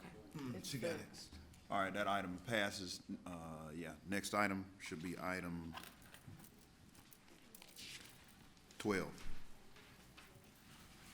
Item 12 on page 5. An ordinance to further amend the Birmingham Fund budget for the fiscal year ending June 30th, 2016 by appropriating $1,500,000 to Strata Bus Rapid Transit Professional Services and finding this appropriation to constitute an extraordinary circumstance for an expenditure from the Birmingham Fund. Said funding source is available funds. Do we have a mover and a second? I move approval. Second. All right. All right. Can I get them on the, Lundy, Abbott. okay, thank you. Okay. Do we have any questions about this item? We do have the contract. I'm trying to find it. I had it somewhere.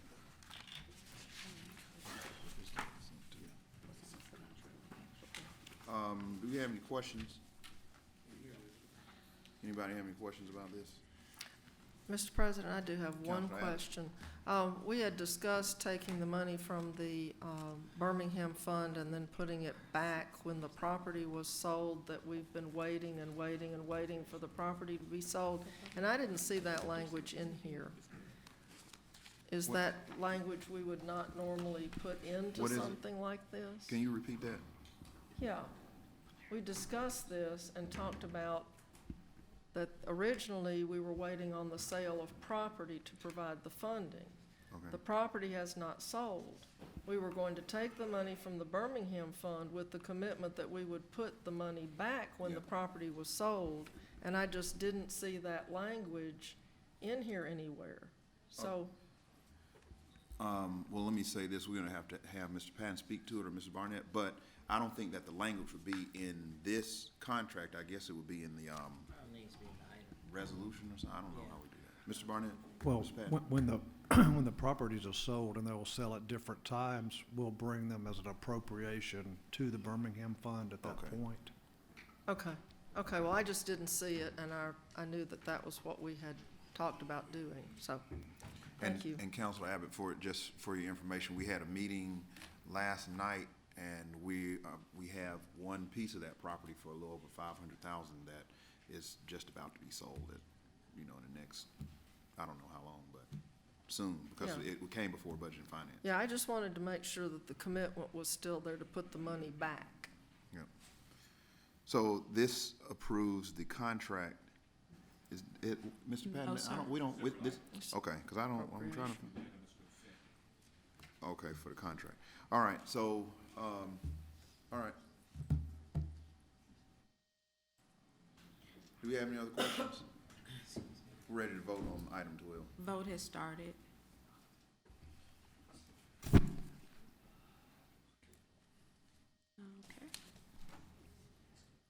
Okay. Your vote is up.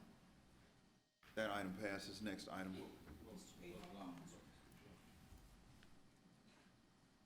That's just for item 12. You need to speak to item 12?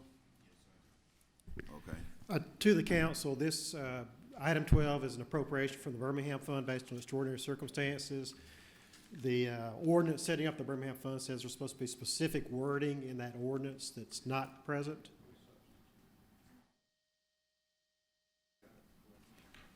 Did you make copies for everybody, Mr. Barnett? Okay. That's all right. Just get us together, Mr. Stanley. We have time. Get it right. Do we need to reconsider that item? Because it's already been passed. Table. Well, Move the table. The item is already passed, and I declare the vote, so we just need to we're gonna have to reconsider that item. What the substitute got to be? Oh, no, he's looking to Let's see if. move it's- to amend. I thought we Well, already passed the right one. Yeah, let's move to reconsider item 12. Move to reconsider, item Second. 12. All in favor, let it be known by saying aye. Aye. All opposed. All right, so now item 12 is back before, us, so we don't know what we're considering. Well, if we need to wait a week, we can get it right. We can just table it to the end of the meeting. I've got some wording that sets up why you do it, how you do it. Let me ask you, do we need to delay this for a week, or can I we? can bring it, if I get the word version of this, I can do it right now. Okay, so we'll just lay it on the table. So move. Second. All in favor, let it be known by saying aye. Aye. All opposed. All right, that'll be laid on the table. Item 13, that's gonna require unanimous consent. Yes. I mean, for the first reading. Item number 13, on page 5, an ordinance to amend ordinance number 15-164, adopting the technical code of the city of Birmingham 2015 to correct clerical errors, and this is the first reading. Mr. President, I move approval. Second. Okay, this motion is for unanimous Yes. consent. All in favor, let it be known by saying aye. Aye. All opposed. All right, Move the item. all right. Do we have any questions? Ready to vote. Abbott, Rafferty, no, Abbott, Scales. Okay.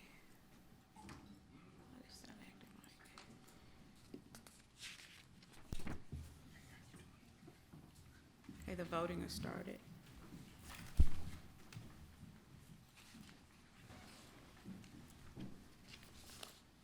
That item passes. Madam Clerk, let me ask a question. There was a error, a clerical error in item number 16 that Councilor Abbott was referring to earlier, and it was $10, but it should be $1. Do we need to reconsider the consent agenda to correct that, or can we just note it that it should be $1 instead of 10? Yes, we can just note that because I didn't see it. Did you all find it in the actual Councilor ordinance Abbott found it. itself? Yes, it's in the statutory warranty deed language. It says, in consideration of 10 and no hundreds dollars, and it's supposed to be 1, I think. It's either that or we need to change the other language where it says 1 to 10. Well, the ordinance itself didn't have it, and that's what you were adopting, the ordinance, and we could just make a correction to the statutory warrant. Okay, all right, good. All right, as long as we have that noted. Thank you, Councilor Abbott. Next item should be 14. Item number 14 on page 5. An ordinance to amend the technical code of the city of Birmingham, 2015, to amend Article 1, Sections 101.4.1, Deputy, 110.2.4, Secretary of Board, 110.3, Powers, 110.5, Procedures of the Board, 110.5.1, Rules and Regulations, and 110.5.2, Decisions, to further provide the duties of the deputy building official and for the Secretary of the Construction Board of Appeals and Adjustment, to provide additional duties for the Construction Board of Adjustments and Appeals, to provide for appeals from decisions under the International Property Maintenance Code of the City of Birmingham, Alabama, and Article 8, Sections 103.2, Appointment, 103.3, Deputies, 106.3, Prosecution of Violation, 106.4, Violation Penalties, Section 111, Appeal, to clarify or correct certain adopted local amendments to the International Property Maintenance Code, provide further for the Deputy Code Official, and to provide for appeals from decisions under the International Property Maintenance Code. And this is a first reading. Mr. President, I move approval. Second. Okay, this is for unanimous consent. All in favor, let it be known by saying aye. Aye. All opposed? Move the item. Second. All right, Roberson, Abbott, do we have any speakers to this item? All right, we're ready to vote. Okay, voting is started.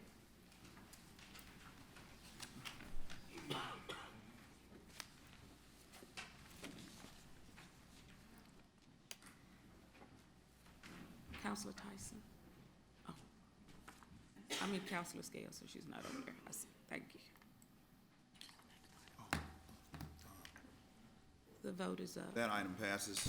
Next item should be item 15. Item number 15 on page 6. An ordinance to amend Title 7, Chapter 1, Article C, Section 195, Appeals of Application of Design Standards of the General Code of the City of Birmingham, 1980, to designate that the Construction Board of Appeals and Adjustment hear appeals from decisions of the Design Review Committee. And again, this is permanent operation and the first reading. President, like to move the item. Second. All right. Okay, this vote is for unanimous see, yeah. consent. All in favor, let it be known by saying aye. Aye. All opposed? Move the item. Second. Roberson, Abbott, do we have any speakers to this item? All right, we're ready to vote. The vote is started.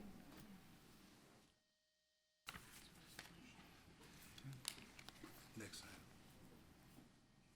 item. Councilor Scales, how are you voting?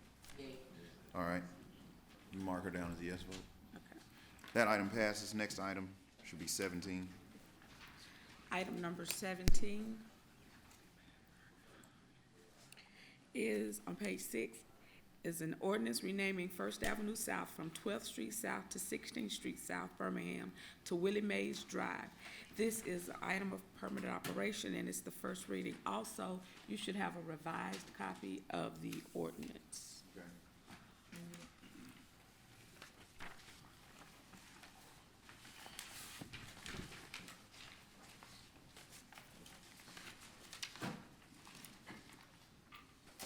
Oh, yeah, I see it.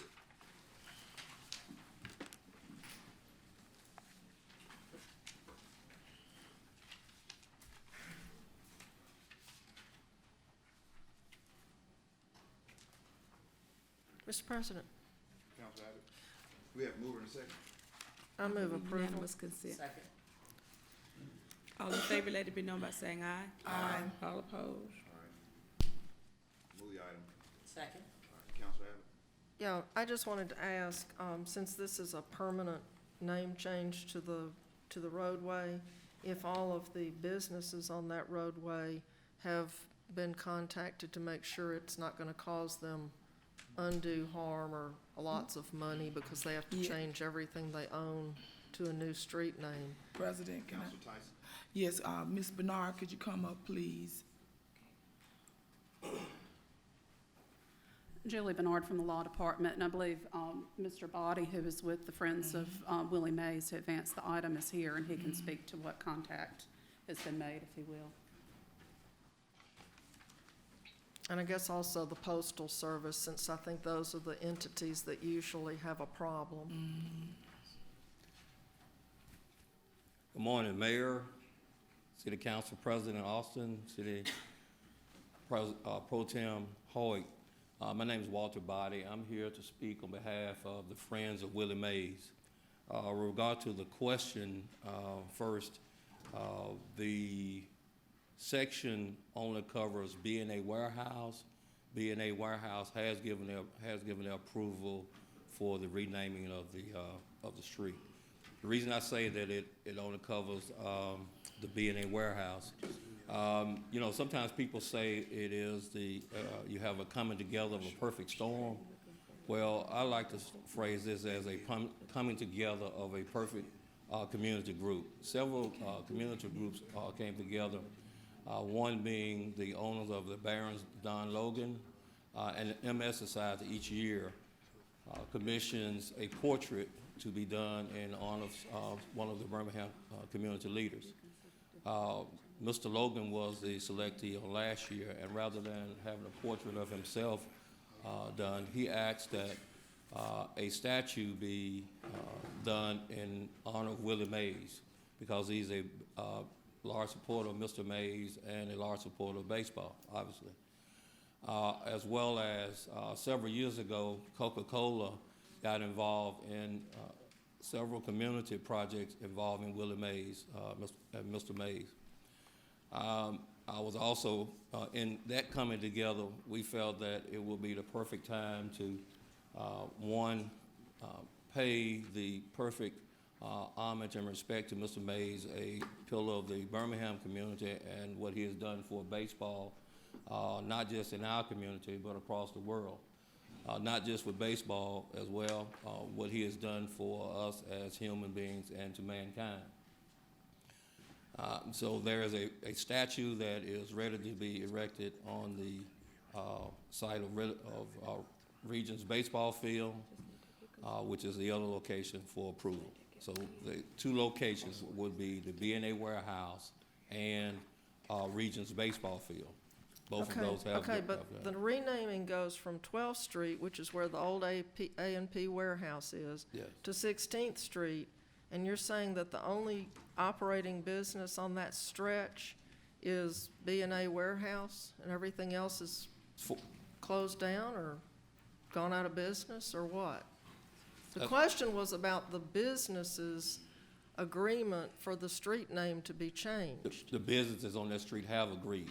Okay, well, that was Okay, my okay, question. okay. You know, all that other stuff was interesting, but I just wanted to know if the businesses were okay with the street name change, because they are the ones who are affected if they have to go remake all their stationery and change all their plans. So that was that and the U.S. Postal Service, I assume that they've agreed to continue to deliver mail to First Avenue, things that are addressed to First Avenue South, even though we're changing the name. Right.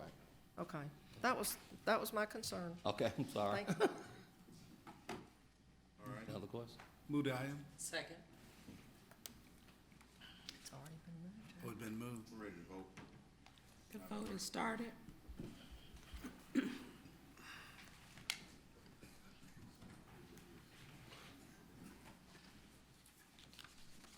All right, that item passes. Next item should be item 23. 22, sorry. Item 22 is on page 7.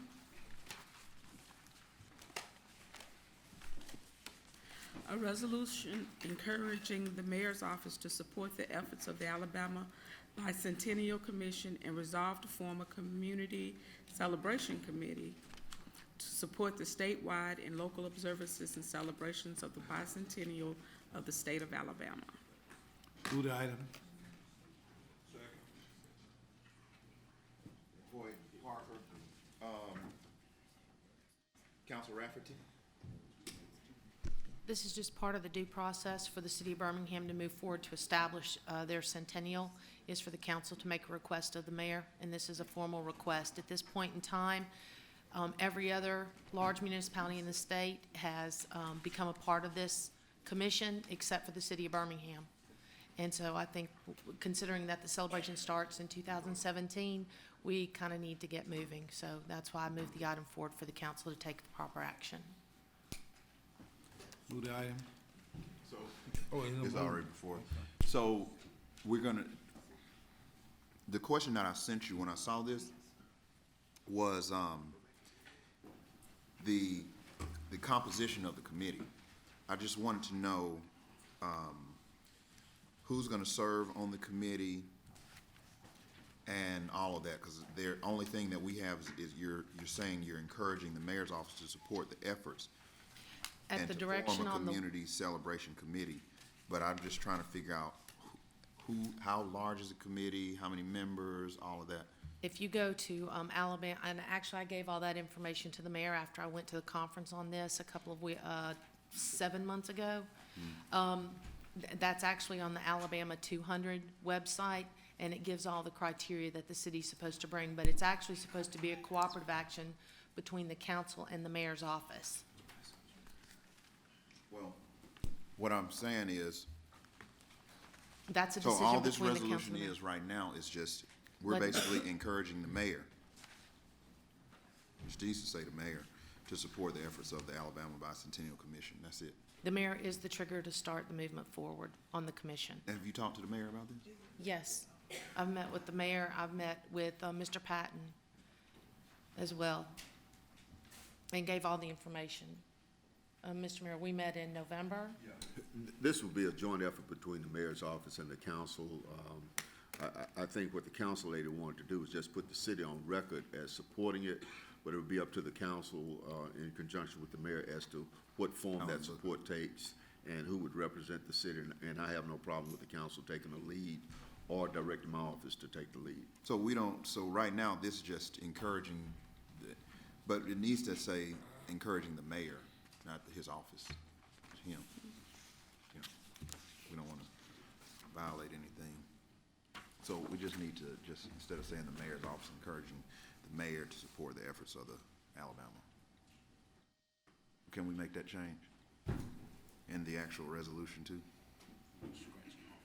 Yeah, just take out office.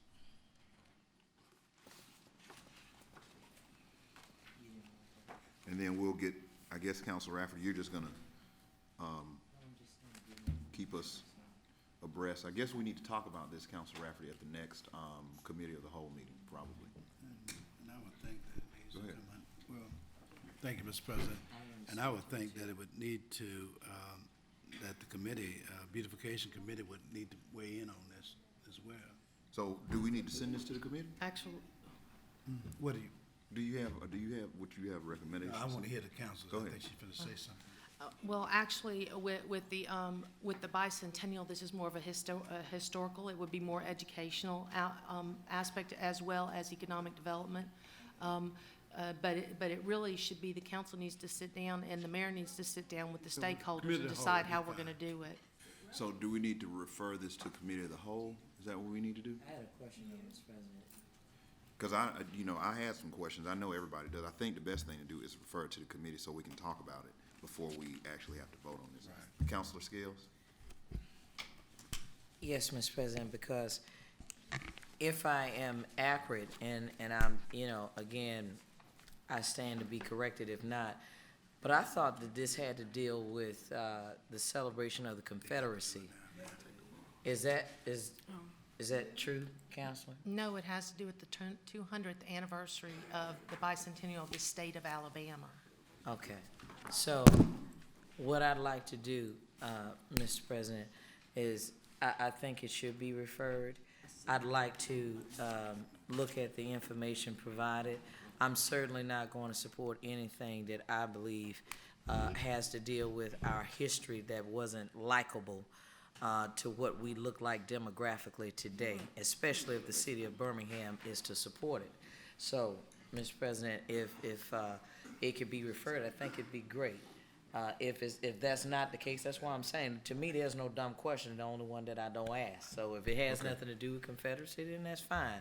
But I think that, just for understanding's sake, just from some of the rhetoric I've heard around the celebration in other outlining municipalities, I just wanted to know, and to make sure that if I'm gonna support something, I'd like to make sure that it's good holistically for where we are today. Councilor Abbott? All right? Yeah, fortunately, I attended the Regional Planning Commission annual meeting last week, and Lee Centel, the state tourism director, was the speaker. And this is something that the city of Birmingham needs to do. It doesn't have any, it might have something to do with all kinds of things in other communities, but it's what we want to make it.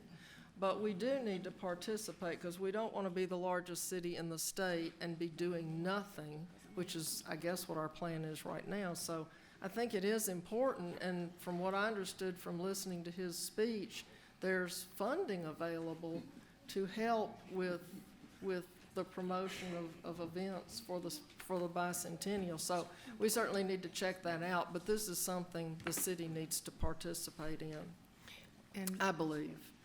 Mr. President, and if I could, the one stakeholder in the city of Birmingham that does sit on the Alabama Historical Commission for this centennial is the new executive director of the Civil Rights Institute. So they are already signed on as a part of this action. But they're the only stakeholder for the city of Birmingham area. That's a part of it. And I just want to move it forward, that's all. I don't think Birmingham needs to be standing out in the cold and not being a part of the it's a 3-year historical action plan for the state to promote tourism and our past from 200 years forward. So at the pleasure of the council. Mr. President? Mr. President? So, yes, sir. So at the appropriate time, you know, I'm willing to move, hopefully for it to be referred to a committee. But I, you know, again, and my question for the record would be, so if Birmingham has not participated and you're in your 200th year, then my question would be why? That there had to be something, the reason why Birmingham has never participated in something like on this magnitude, and we're the largest city in the state, I agree. But there had to be some sort of backdrop. This couldn't have been something we just made up all of a sudden and said we needed. Well, I understand that, but they just had one in Centerpoint. They just had a celebration of this kind pertaining to this. I understand that, ma'am. I'm saying there's a reason why Birmingham, for some reason, has not participated or even been probably invited to participate. It's something that's there. That's all that I'm saying. And so that can be resolved, Mr. President, without me going any further. Yeah, that can be resolved in a committee. Yeah. That's why I think we need to send it to committee, because I know it's the first time for a lot of council members seeing it. But that's fine. We have time, obviously. We just need to just get it done. We have a motion to refer it to committee of the whole. Move the item to committee of whole. Second. That item, this motion is on the table to refer it to committee of the whole.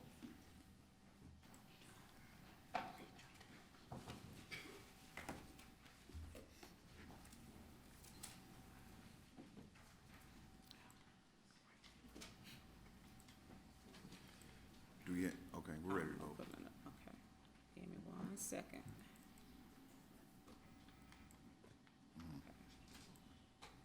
Okay, the voting has started.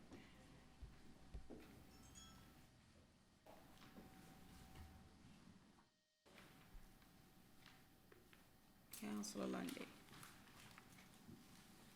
Yes.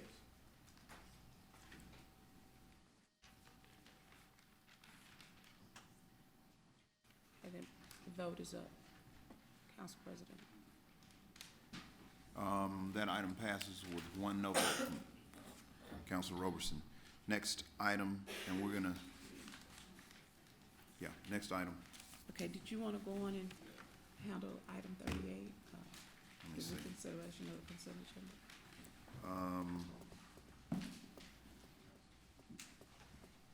We have item 39 and 40, okay, we'll do those. 40, and then we'll go back to that. Okay, But we item- still have 1 item on the table. Item 39 There we go. is on page 12. A resolution confirming the appointment of 5 members to the Birmingham Art Museum, said terms expiring August 31st, 2020. President, move the item. Second. Robertson, Abbott. Council Parker, you have the names. Yes, sir. The names, and I'll pass the list out. Okay, we're opening early. up the floor for nominations on the Birmingham Art Museum. Council Parker, you got it. Go ahead. Okay, it'll be Dr. George French, John Hudson, Sanjay Singh, Nan Skier, I think that's how. Mr. Kemp has withdrawn, and so the last name will be Kelly Steislinger. Do you have the terms and everything? They'll end in 2020. I think that's on the, I think it's August 30th of 2020. Is that right, Ms. Andrews? Okay. Madam Clerk, do you have those terms and everything? Yes, they all expire August 31st, 2020. Okay. All right. This should be, also should be in your package. Yeah, Well, Council and Parker. I think I see the answer. So these are not trustees, it's just regular advisory members? Yes. Yes. Go ahead. Good morning, Gail Andrews, morning. thank you. These are to the Museum Board of Trustees, yes, sir. Oh, so these are trustees? Correct. Okay, very good. Come a long way. Awesome. Do we have any other names to be entered into nomination? We'll close on those names. We're ready to vote. Madam Clerk. The vote has started.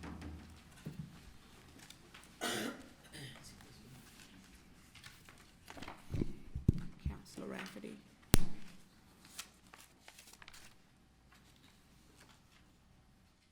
Somebody's not voted. Excuse me, Councilor Rafferty, how would you like to vote? Rafferty. Okay. That item passes. Next item should be item 40. Item 40 on page Members should 12 be appointed. is a resolution appointing 1 member to the Birmingham Parking Authority, said term expiring October 31st, 2019. All right. We Move have the mover and item. second. Second. Hoyt Scales. Mr. Pro Tem, you got your name. Yes, we're appointing Mr. Hager L. Hill, Senior, replacing Larry Ward, and time expires October 31, 2019.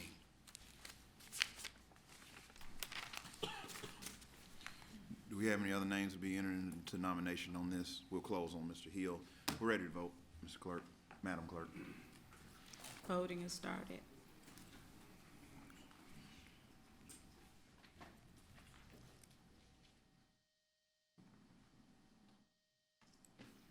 Okay. That item passes. Let's move to take item 12 off the table. We have a motion? So Second. move. All in favor, let it be known by saying aye. Aye. All opposed? All right, the item is back before us. We do have the substitute with the language that Mr. Stanley was addressing. Every one of you all should have received a copy of it. But he put in the language and he put all these different sections in here and all of that. So, do we have a motion on this item? I move approval. Second. Abbott, Austin. We have any speakers? We're ready to vote. Okay, 1 second, give me 1 hot minute.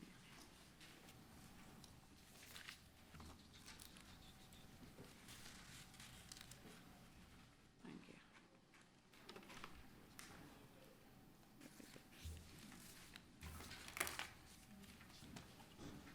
Okay.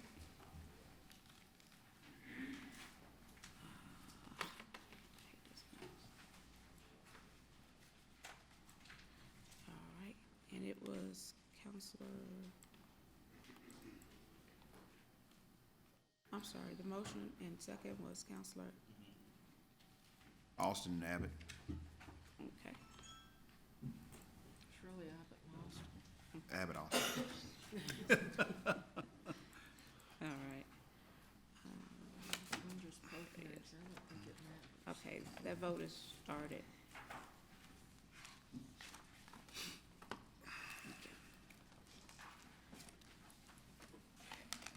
Counselor Hoyt.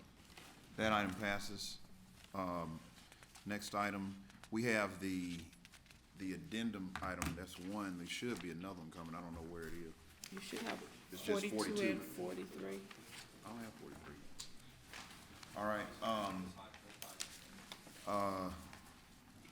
call up item 42. Item 42, a resolution authorizing the mayor to execute a contract with Attorney Lawrence Cooper for his assistance with legal matters not to exceed $50,000 for a term ending June 30th, 2016. Move the item. Second. We have any speakers to this item? We're ready to vote.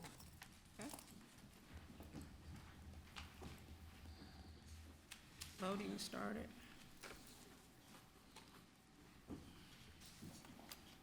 Okay. Vote is up. That item passes. Next item should be item 43. Item 43 is a resolution confirming the recommendations of the council president in accordance with section 2214 of the Birmingham City Code of the committees and its members. We have a mover and a second. I move approval. Second. You have any speakers? We're ready to vote. Mr. President, Go ahead. I didn't see any changes on here from what we were doing like last week. Are there any changes? Yes, ma'am, there are a few.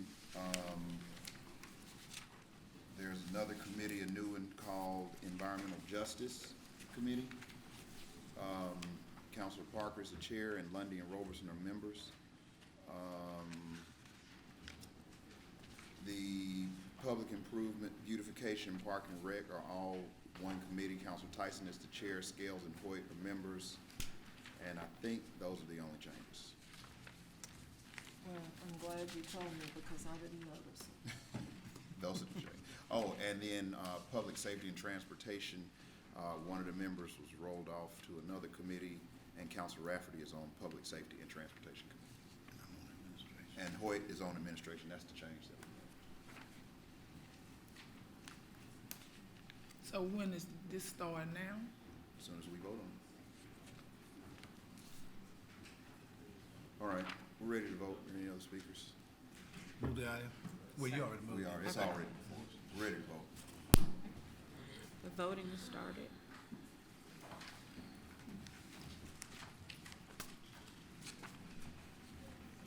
That item passes. Next item should be,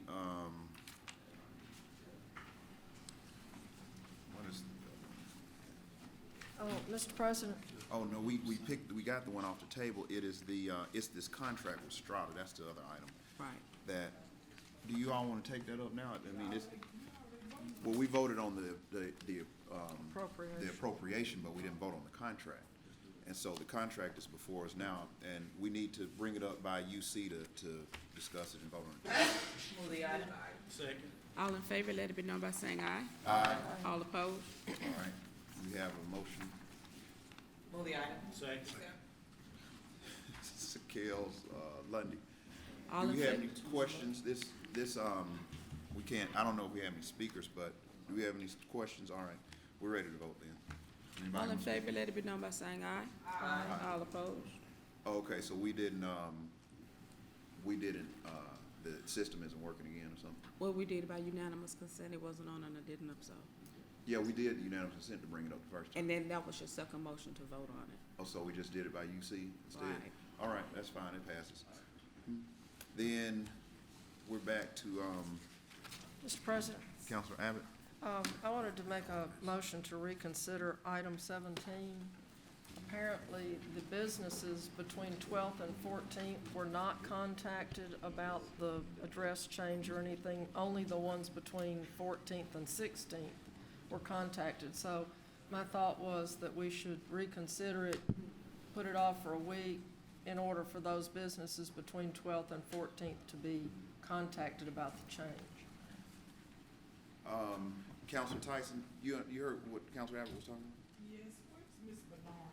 I thought that he took care of all. Probably did. He did. Didn't make You it. can reconsider it. Okay, you say you want to reconsider, just delay it for a week? Mm-hmm. Okay, Councilor Abbott, you can make the motion. What item is Yeah, that? it's item 17. Yeah. Go ahead. I move that we reconsider item 17. Second. All in favor, let it be known by saying aye. Aye. All opposed? You want to move for a 1-week delay? Yeah, I just want to move for a 1-week delay to be sure that those businesses, that all the businesses affected are contacted and informed of what's going on You have so a that they second? can, thank you. Do we have a second on our motion? Second. Lundy, Abbott, you can do all in favor. Okay. Clerk. All those in favor, let it be known by saying aye. Aye. I That's just put it approved up for you to vote. 1-week delay. Okay. Now we're back to the mayor's All right. report. Mr. Mayor, good morning still. Good morning, Mr. President. Good morning, Council. Good morning.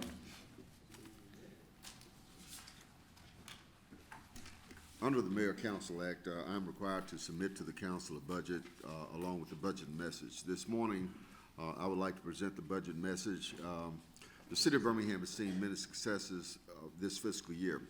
Everything from ribbon cuttings to groundbreakings to the introduction of legislation in the United States House of Representatives floor designating the Civil Rights District as a national park.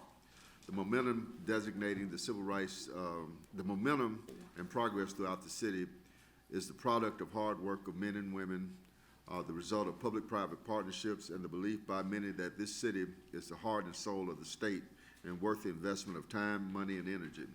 The 2017 General Fund operating budget projects total revenues of $420 million, $258,567 with an increase of $16,544,025 over last fiscal year's projections.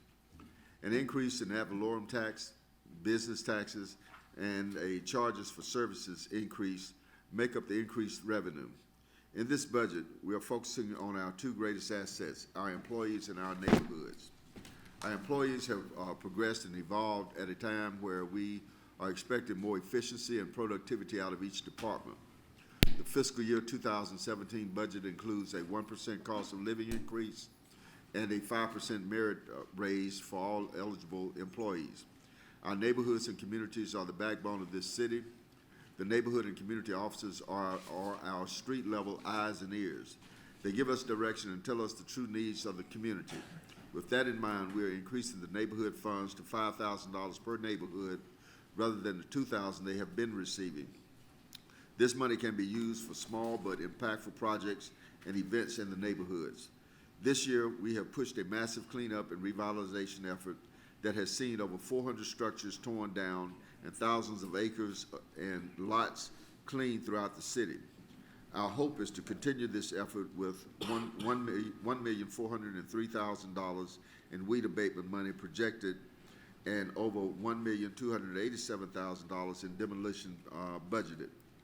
It is not enough just to tear down the houses or mow the lots. This year, we will fund the Land Bank Authority to the level of $350,000 to give them the resources to clear the titles of tax delinquent properties. Since their launch, thousands have called in to get information on the side lot program and other ways to return these vacant lots to the tax rolls. In order to truly impact long-term change, the vacant lots need owners who will return them to good use. Public safety is a critical need in our city for all of us. In this budget, we are expanding ShotSpotter with an additional 12 square miles at a cost of $840,000. We will also fund police body cameras. At $1 million, including the data storage for the body camera footage. We also included lease payments of $1,347,000 for public safety communications equipment. Our police department is dedicated to the health and safety of our citizens, and this gives us the chance to continue the positive impact they have on our community as a whole. The Birmingham Fire and Rescue Department shows each day how to handle crisis situations with professionalism and compassion. They are often the first call to any emergency situation and do thousands of transports throughout the year. We hope to help them in their efforts by including money for recouping their expenses from insurance companies by funding fire collection services. The history of Birmingham embodies the legacy of civil rights struggle, and as the mayor of this dynamic city, it is our great honor to present this budget with the hopes that our people continue to make lasting change, that our neighborhoods get the attention they deserve, and the nation and the world continue to see Birmingham, to see what a great city we are. But even more importantly, what a generous and kind people we are as we rise to to all of these challenges. I appreciate the attention to the budget, and we submit the budget to the council for its review and actions.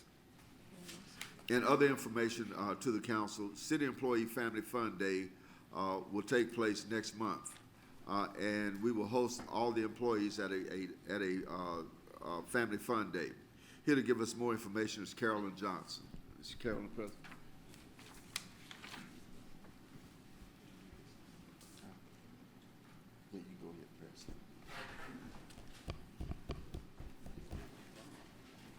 Good morning to the mayor. Good morning to the city council people. I'm James Gibbs. What an exciting day we have coming to you. I always say that with work, and work is always done every day of the week, that sometimes we need to take time to be with family and be with friends. And this is a great opportunity for employees to get together, to see each other. I remember when my son and daughter got together with other employees, they didn't know their mom and dad worked together, and they got a chance to know. It's our opportunity with the mayor's department and with city council is to come on out, enjoy yourself, take some of that stress off your shoulders on Saturdays. I know you're busy, but you know, last year was a great time. We're gonna show you a film and let Ms. Carolyn Johnson talk a little bit more of what's gonna happen. But we look for all of you to come out, just not a few, but for all the people to come out, all department heads to come out and enjoy themselves, and encourage your employees, encourage your colleagues to come out and do those things. So Ms. Carolyn Johnson will give us a little overview of what's going to happen on that day. Good morning, Mayor, Mr. Patton, Council. Before I speak, we're going to show a brief video from the events, from the activities from last year's event.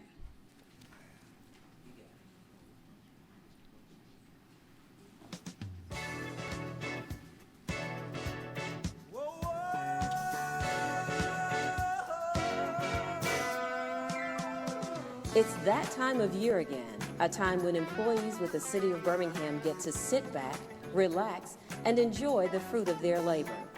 Trust me, when we work hard, we work really hard. But when we play hard, we have a whole lot of fun. Welcome to the Mayor's Employee Appreciation Day. It was June of 2015 when the on-site team got everything in place at the Pinson Valley Rec Center. By the time employees arrived, the atmosphere was already set for a day of good food, great games, a little bit of relaxation, and a whole lot of fun. From the electric slide to the Cupid Shuffle, the line dance competition was definitely fun to watch. There were video games for the little boys and the big ones, multiple moonwalks and slides, an occasion enjoyed by the young and the young at heart. This Appreciation Day gave coworkers a break from the office, creating time to enjoy each other's company as friends. From the city clerk's office to the city council, public works, and PEP, we came from almost all floors of City Hall and our offices beyond 20th Street. All happy families having a good time. Mayor Bell wanted us to have a well-deserved Employees Appreciation Day, and we did. So mark your calendars and come back again this year. Same time, same place. Reporting for the mayor's office, I'm Sybil Scarborough.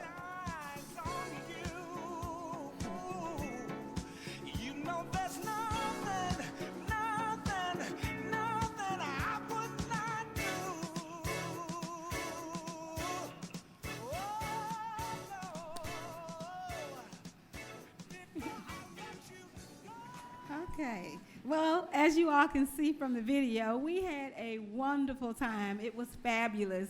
And Mr. Patton closes out with a thumbs up, so that means we did a very good job. This year, we're going to have plenty of food, as last year, beverages. We're going to have ice cream, snow cones, popcorn, water slides. We're going to have moonwalks. We're going to have horseback riding. GameStop will be there again this year to bring out the games for the kids and set them up in different areas. We're going to have softball competitions between Park and Rec and the police and fire department, and those guys are really excited about that. We're also going to have a Shake It Up dance contest. So each department is going to get together with their colleagues, and they're going to put a group together, and we're going to see who can shake it up the best for the city of Birmingham. And also, they'll get to win a trophy and have bragging rights on who can shake it up the best.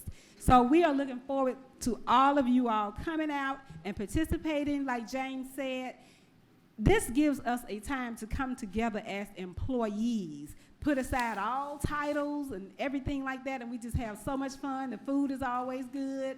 Barbecue, what we have, James? Baked beans, potato salad, not just hot dogs and hamburgers, but we have real food, fish, everything. You name it, we got it. It's good. And I'm just very excited, and I want you guys to get excited too. I've already received some forms for people who want to be in the dance competition, so I'm excited. And I want the rest of you guys to get excited, and let's come out and have a good time on June 11th at the East Pinson Valley Park. Well, thank you, Carolyn. And James, I have your name right in front of me in 14-point characters, and I still overlooked it. I apologize. But we thank you all for helping to organize this, and we look forward to the Employee Family Fun Day on June the 11th. That's all I have at this time, Mr. President. Thank you for your attention. Thank you, Mr. Mayor. Do you have anything for the mayor? I know somebody has a report for the mayor. I do. Counselor Scales and then Counselor Tyson. Thank you, Mr. President, and good morning, Mayor. Good afternoon. Thank you. I did want to bring to your attention, I know that you were here on last week or in the attendance of the meeting when those two women came from Valley Brook Apartments.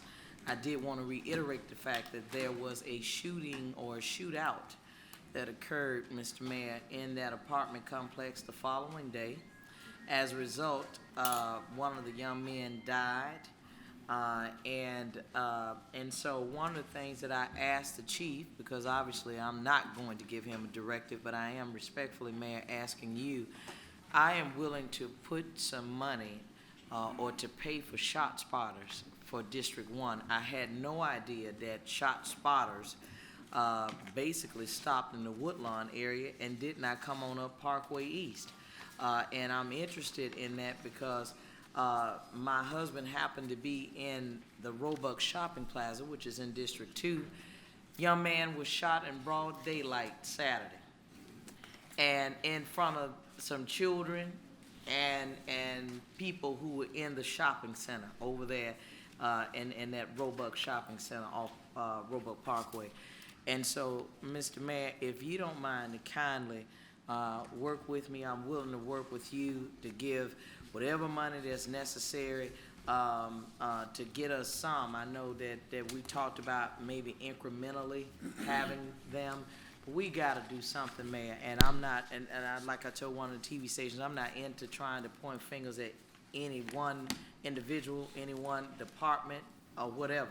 It's going to take all of us working together, but I'm willing, as a part of my commitment, is to buy some shot spotters, and so that we can have some assistance with trying to identify these individuals that are just wreaking havoc in our community. The other thing too, Mayor, I know that our PIC chairwoman has mentioned about putting a fine to these businesses that definitely want to use the utility poles as well as these traffic signs where they want to put their signs on, and it's just, is really wreaking havoc in our community, and it makes it look bad. So I'm looking forward to that happening, and whatever resources that we can get out of the law department with your authorization, Mayor, I'd certainly appreciate that as well. Also, in the 1000 block of Martinwood Drive, I think that's Martinwood Lane, excuse me, Martinwood Lane, there is a sofa that's on the right-of-way on the road, Mr. Mayor, and I want to report that so that we can hopefully get these right-of-ways cleaned up, but particularly on Carson Road, we keep having that same issue. I noticed on Old Springville Road this weekend, we have some furniture that's out, and it's not because they've been put out, it's on the other opposite side of the road, across the street from where the apartments are located. So Old Springville Road, Carson Road, Huffman Road, and then Martin Wood Lane. If we can get that, Mr. Mayor, I'd certainly appreciate it. Thank you, Mr. President.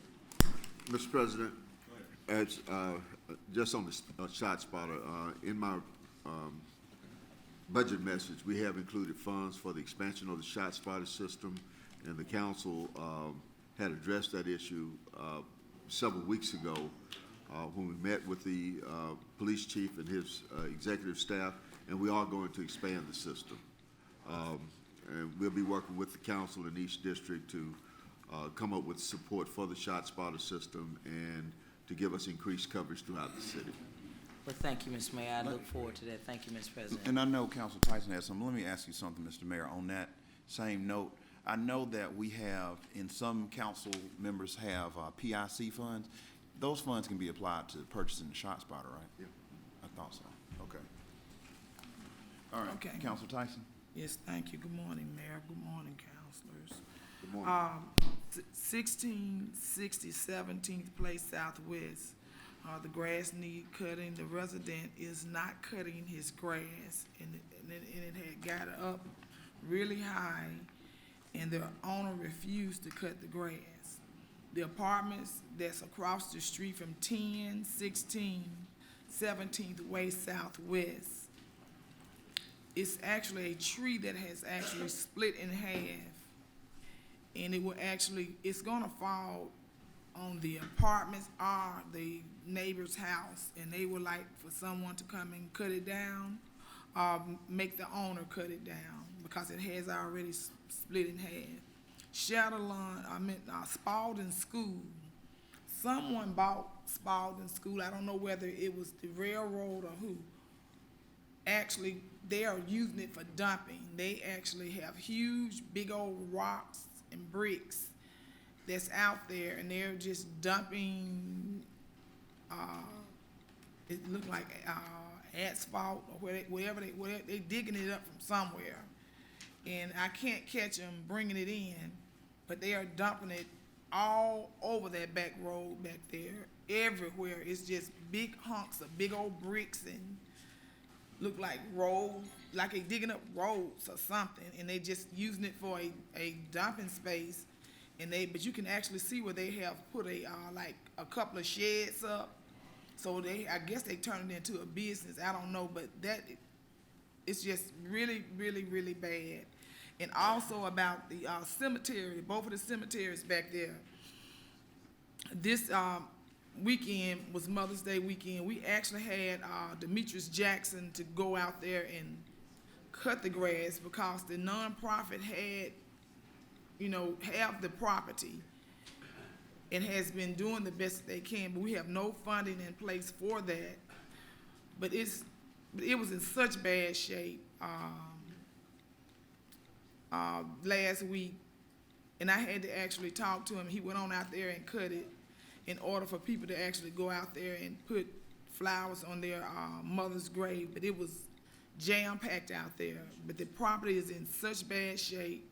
We have coffins that's open, caskets really that's open, and I had never seen nothing like that before. Bodies that you can actually look down in the ground and see skeletons. That's just how bad it is. And I want to know, I know my public improvement committee is over cemeteries. And Mayor, I would like for you to give me some guidance and tell me what I need to do. We're gonna meet about that today. And I need to, and I already made an appointment with Congresswoman Sue. I need to know the process that I need to start in order to address this problem, because we have two cemeteries and they are right across from each other and they're in really, really bad shape. And I know they helped the cemetery out there on out there toward Ensley. I know they straightened that cemetery out when they actually lost their ownership. But I would this cemetery, I know we don't want dead bodies floating down Spalding Road, because that's what's gonna end up happening if we don't hurry up and do something about this, because the graves are actually coming up out the ground.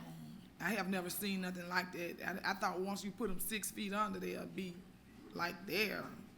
But these are actually look like they're coming up to where you can actually, it's really scary. I think I had a nightmare behind it. I don't like stuff like that.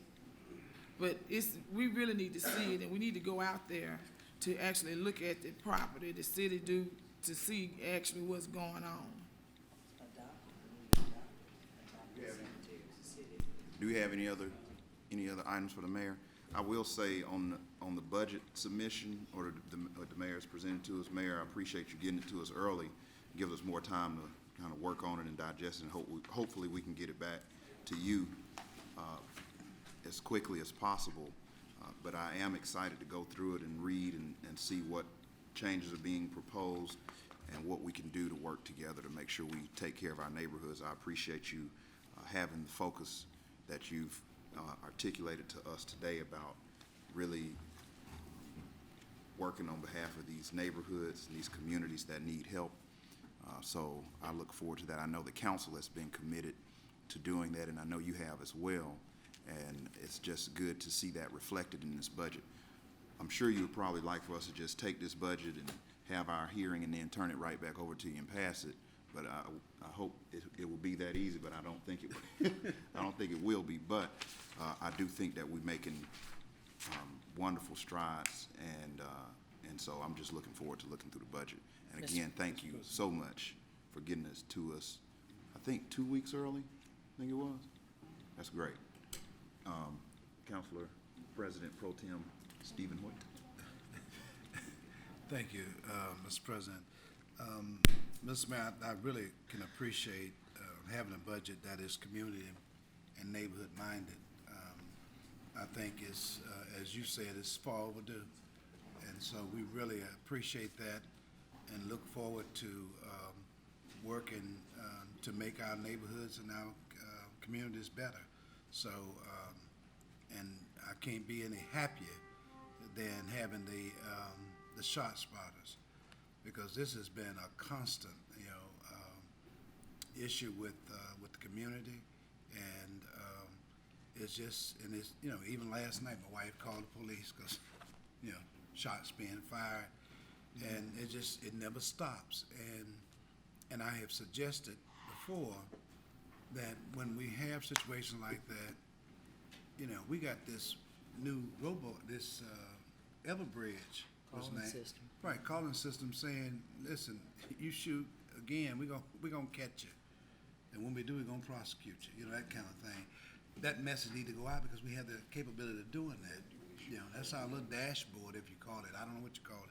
But that's an opportunity to at least alert the folk that it's been reported that shots are being fired in this area, and if you get caught, you're going to jail. And I think that helps with policing. At least people know immediately, whether it's 5 minutes after they call in, if the 911 person would dispatch the Everbridge program, what have you, and say, hey, we heard shots in the area, we coming in. And I think that would help. That would help to deter some of that. But nothing, and I won't say nothing is being done, but not alerting them,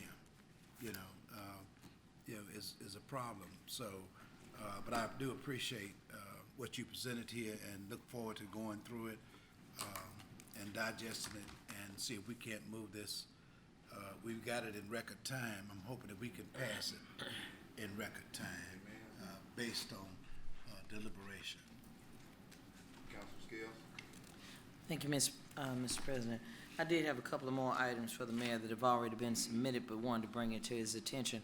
On 5 Mile Road and Robinson Drive, which is right behind Walmart, Mr. Mayor, it's in District 2. However, residents that are in District 1 are having to travel this road to get to that Walmart, and the street is horrible. So residents have really been complaining about if we can't repave it, at least fill the potholes. I mean, it's horrible, and I'm not embellishing that either. Also, Arthur Elementary School, there's a complaint from the Bridlewood community. The address 624 6th Place Northwest, that the overgrown right-of-ways that surround that school property, looking for the city to assist us in that. Also, there is a commercial vehicle that is asked to be cited, property address 317 Fox Glen Road, and that's in the Apple Valley community. The residents are asking for enforcement. This is a commercial vehicle, and the individual obviously is using this particular vehicle, which makes noise, my understanding, from the residents before day in the morning. But it is commercial, and so if we can send someone to cite it, that would be great. The last thing is that the shoulder has collapsed near the intersection of Jean Reed Road and Hillcrest Avenue due to flooding. And the residents are asking for the city to place a flashing barricade at the site and to evaluate the street and service the area. So that's Jean Reed Road and Hillcrest Avenue. There's a soft shoulder that has collapsed due to flooding, and we've been having a lot of rain as of late. So again, just wanted to bring that, Mr. Mayor, to your attention so that we can get some relief in that regard. I'd certainly appreciate it. Thank you, Mr. President. All right. Let's move to suspend the rules for our speakers. So move. Second. All in favor, let it be known by saying aye. Aye. All opposed. First speaker. The first speaker is Anita Bolden.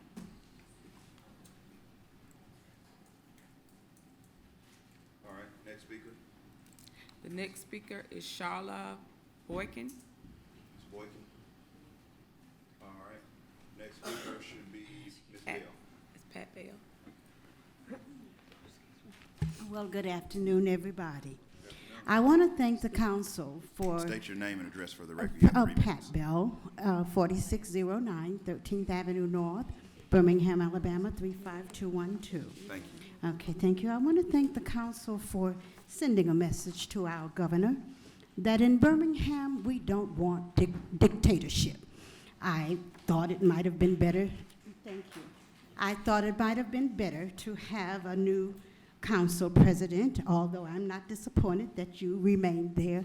We definitely had to say to Governor Bentley, in Birmingham, Alabama, dictatorship we do not want. And I don't see how, Mayor Bell, you could enjoy having to do so much. It seems to me that you would want your council people not to come and say, oh, I have a couch that is deteriorating in my neighborhood. Will you come and get it? It seems to me, Mayor Bell, you would help your council people to learn what other cities are doing in America and how they approach the mayor, the communication between the mayor's office and the city council. It is obvious that some of them are still learning. But I'm embarrassed when citizens come from the rising area of Rickwood and say to you, we are afraid to walk on the streets, senior citizens. They shouldn't have to come to you, Mayor William Bell. You should have gone to them. And when they come to you telling you they're afraid of their lives, these senior citizens in our city, I wanted to ask them, do you think you got your vote's worth of government when you voted the last time? And they're going to think of this, even council people, when they go back to vote, whether you are worth their votes. If you're not listening to other cities and finding out how are they handling their state's bicentennials. We have had a national bicentennial, and we've always participated because the city councils and the mayors prior to you did that. And so this is something that you should already be prepared to do. It would be good for the city economically if you are ahead of what's going on and not asking Mayor Bell like he's daddy how to do it. This is the initiative that we would expect the Birmingham City Council to do, and we would expect the Birmingham City Council to go to whoever is going to be the next mayor and say, we have a plan to stop crime, hoodlums from taking over our neighborhood. And Mayor, this is what we suggest. And if the chief of police is not here, who is here in his place to address these issues that have been brought before us today? I'm quite embarrassed as a citizen of Birmingham that, as I said, these senior citizen and rising Rick Wood had to come to you. You didn't go to them. And council, please, come to the mayor with your plan. Don't come begging him like children. And thank you for telling Governor Bentley that our city will not accept dictatorship. And we're going to straighten out the Capitol as well. Thank you. Next speaker. Robert Walker. Yeah, because I think all of these were, what about, well, before Mr. Walker, we have Carl Chappelle, is that it? They came earlier in Okay. presentations. Okay, all right. Mr. Walker, state your name and address for the record. You have 3 minutes. Thank you. My name is Robert Walker, address 312 6th Place North. And I'd like to thank y'all for being here today, but I really don't want to address the city council. It's really directed for the mayor and his office. The problem that I'm having in my neighborhood is the people on the different departments. And I heard recently on a news report where the mayor said about some of the transfer of responsibility to him was that he hear all the time that that Mr. Mayor, we thought this was your responsibility to take care of, and now you got that responsibility and you're going to take care of it. Well, the problem that I'm having right now is that you had these responsibilities and they're not being taken care of. I've been talking with Mr. Patton since last September, back and forth about the issues that I had in my community, about the different inspectors that come through our community to solve the problems that we have in our community, where I wouldn't have to come here. Consistently, these guys have been saying that they're just not going to do it. They're just not going to do it. Now, before I retired from work, I was always just as good as my last job, never any better. And the same thing about these guys here. They're not doing the job. And going back to the city council, that the mayor had put this budget before you, even though the mayor may not want to get rid of some of these people for not doing their job, but maybe you don't want to fund these people for not doing their job, because it's just not right. I talked with Ricky Kennedy. I talked with, what's the big guy name that always with the mayor? Bobby. When they came out and a whole group of city inspectors and stuff, I talked with Miss Ely. I had one neighbor where a rooster ran her down the street. We've been patient with a lot of the departments about getting these things taken care of, and no one would do it. And it's time now that we need to be responsible about the people that we hire inside the city of Birmingham. They're not doing their job. If they're not doing the job, just fire them. There are plenty of people who would love to have these jobs, but what makes it even worse is that once I turned this in to them, then that was a retaliation toward me. They sent me a letter saying that my house wasn't in compliance. Who could believe that? You know, but I come to you, Mayor, and I'd like to echo a lot of the things that what Valerie, Councilor Abbott said earlier about the conduct and the way city employees are taken seriously, or the lack of seriousness being taken to our citizens. And if you could, I'd like to talk with you about our issues, some of our problems. If not, then at least can you just do something about it? Thank you so much. Next speaker. Elodia Miller. Ms. Miller, Good day to everyone. please state your name and address for the record. You have 3 minutes. I've been here since 9. Good afternoon to the mayor, our honorable mayor, and to all of you. My name is Elodia Miller. I live at 3745 Pine Avenue Southwest, 35221. At first I had good morning on here. Good day to each of you. My name is Mrs. Miller, and I live in the Raleigh-Trevally community. I'm here to voice my concern because even after integration, we still don't have sidewalks or at least curbs in my community. There are 3 streets that I do know with sidewalks. 2 of those are from the Richard Arrington era with 2 paved alleys. And the neighborhood president at that time lives on one of those streets. The third street was done approximately 2 years ago, leaving Park Avenue too small for two autos to pass each other, not to mention the water drainage problem from this project. It's frustrating to drive through an adjoining district to see the public workers working, cleaning, or working an area already cleaned. 40th Street is a very busy street, even with sidewalks. From CSX Railroad to Walnut Avenue, just two very small blocks, the grass needs to be cut. Now to change the subject. I do believe in seeing our city grow, yet I was so troubled to find out that a Dollar General facility is scheduled to open on Jefferson Avenue Southwest in the 41st Street 100 block, which is deemed Midfield city limits, with the jobs and tax-based money going to Midfield. I do think and feel that the residents have lost both ways. Their property value has dropped and the taxes that go to Midfield. Using Birmingham City as the front door and to get to the back door in Midfield. Midfield wins. I will be glad should our city, the citizens, realize that as a city councilor, this should be a paid full-time job, because a part-time is not improving our quality of life, especially in the western area, past zip code 35211. Property value is a concern to me, and only the noisy wheel is the one that gets the oil. And I appreciate you all listening to me. I am a citizen, and I pay my taxes, and it really does frustrate me when I see that you all, I really feel that the job that you guys are doing, I really think that you should get paid. So I hope that they pass it, that we will pay the next group of counselors, because part-time is not getting it done. You deserve to get paid.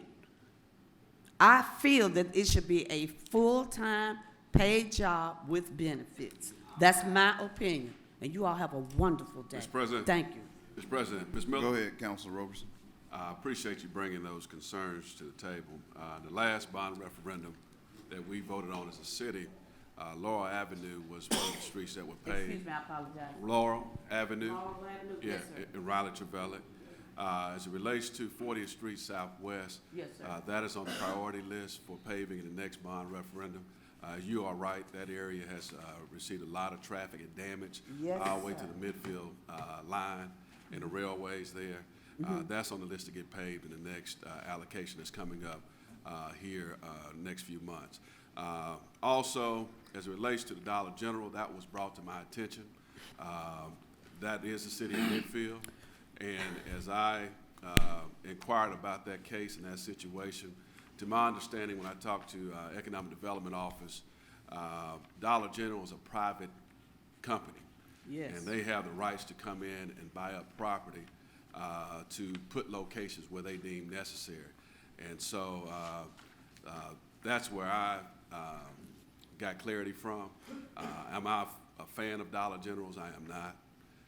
Do I appreciate Dollar Generals coming into communities? I don't. I think we need better brand stores to help support our citizens. But I do appreciate you bringing the other sector of Raleigh Trevelle, that's my district, to my attention, and we'll see what we can do to address those. I thank you, sir. Thank you so much. But Thank you, Ms. President. All right. Excuse me, Next can speaker. I please say this? Real The quick. next ones, I think that the next counselor should be able to go and find whatever their district is, look on that map. And if it's just a little piece of property that we think that should be connected, it should be looked at. That's the same way Bessemer messed up with Lake Cyrus. They didn't pay attention, and they got annexed into Hoover. Now, when you drive down Jefferson Avenue and look at Hopewell Baptist Church, 3 of those houses, one part is Birmingham, one part is Midfield, and then directly across the street is the county. How do you get the county, Midfield, and Birmingham all together? Somebody is not paying attention. To your initial statement, though, when you talked about integration, and history says in that area was unincorporated Jefferson County for many years, and even Roosevelt City Yes, was sir. unincorporated. So that area, Birmingham, and the mayor can correct me, or those that are knowledgeable, was annexed, fragmented. And we still have some pockets, as you stated, that are still unincorporated Jefferson County that cause some issues for us in that area. But you're right. Thank you, ma'am. Thank you to all of you. All right, thank you. Next speaker, Marilyn Mosley. Ms. Mosley. Yes, ma'am. Mr. Matthews? Oh, he's gone. All right. Cedric Hatcher.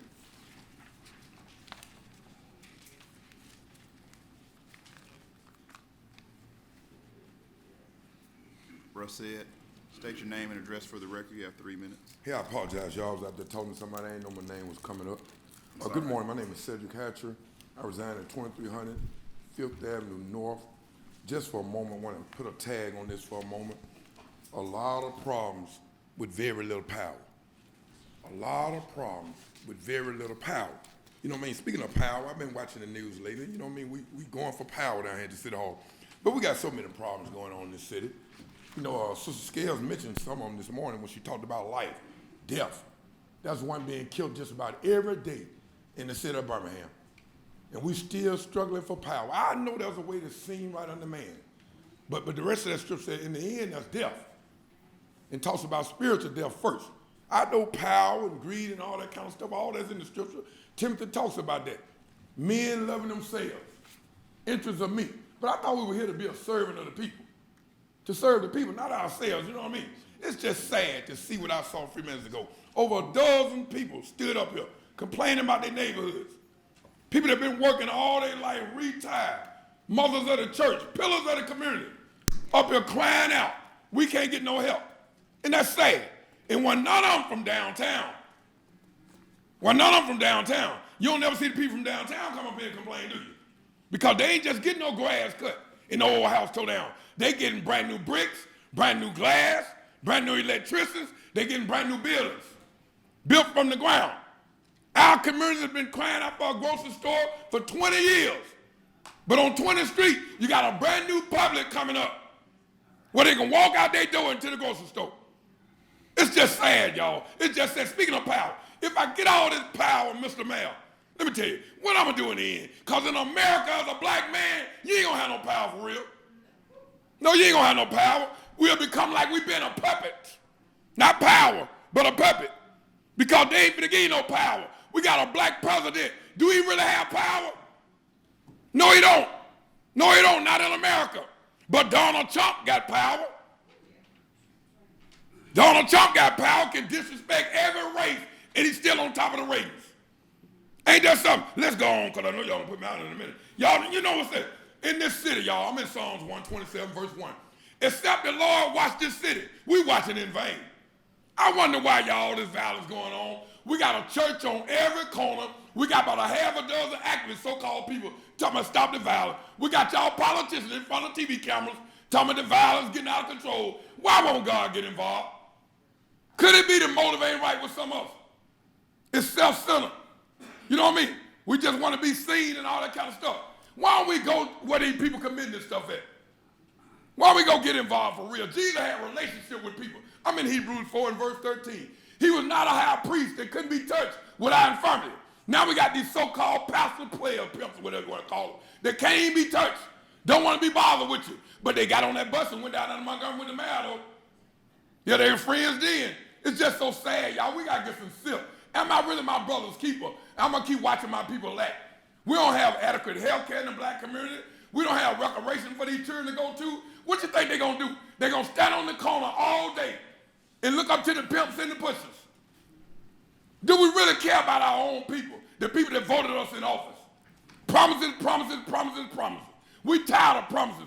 In my closing, y'all, go downtown when you get a chance and look at Carver Theater. Y'all remember last time I stood there complaining about that building? You know what they did 2 days later? They put a big old piece of plywood up and they done painted all over it and draw it all over it. That's sad. If that building looked like that around the corner, it would have been tore down in 2 days. And ain't nobody complaining, y'all, because we go along to get along. I ain't got to go along to get along, because y'all ain't got no heaven to put me in. I ain't got to go along to get along. I'm going to speak up. for my people that can't speak for themselves. I ain't gonna keep talking about y'all. I'm gonna Wrap come it over up. here and talk to y'all. Thank you. Thank you. Next speaker, Mr. King. James King. Be a welcome change. State your name and address for the record. You have 3 minutes.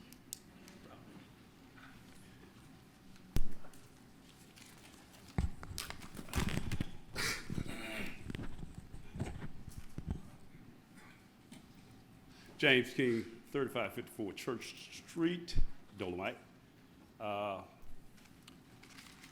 Less than a year, well, let's say a year and 3 months, we're gonna have election. By that time, the state legislature won't have to come in and try to take over Birmingham's business. They won't have to come in here and dictate who's gonna be the dictator. They won't have to come in here and try to tell us, because they ain't got their house in order. They come in here and want to take y'all $50,000 and forgot they gave themselves $50,000. They told me to talk about corruption, and then here come the governor, biggest homeowner in the world.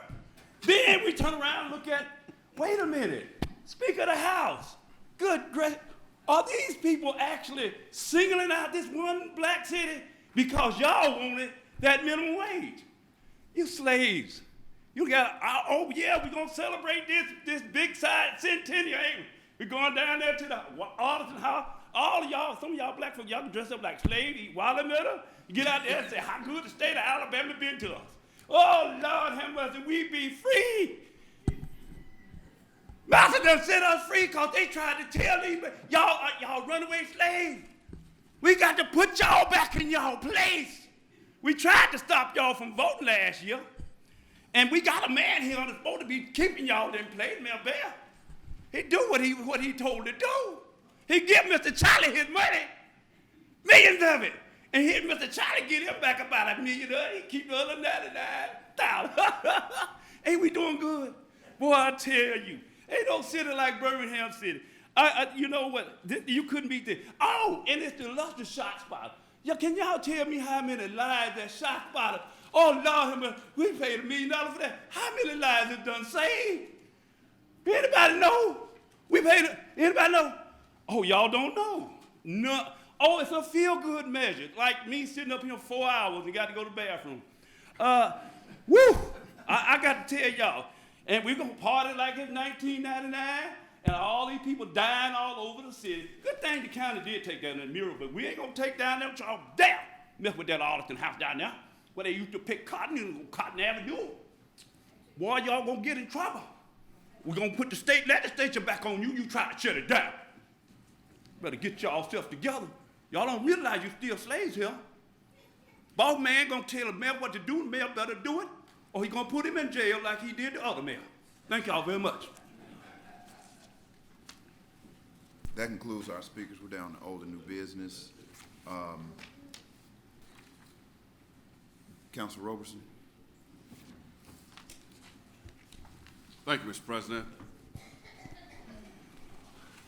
This is the day that the Lord has made. Let us rejoice and be glad in it. And things happen for a reason. At the end of the day, I know it's God's plan. That being said, Devin, we should have a video related to a great event that took place this last Friday at Red Mountain Park. The mayor, myself, and Jack Schaefer had an unveiling. If you could roll that video for the audience at this time.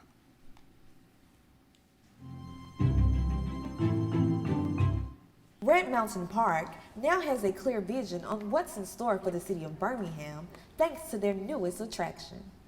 Red Mountain Park unveiled the Schaefer Spectacles, a sculpture sponsored by Schaefer Eye Center.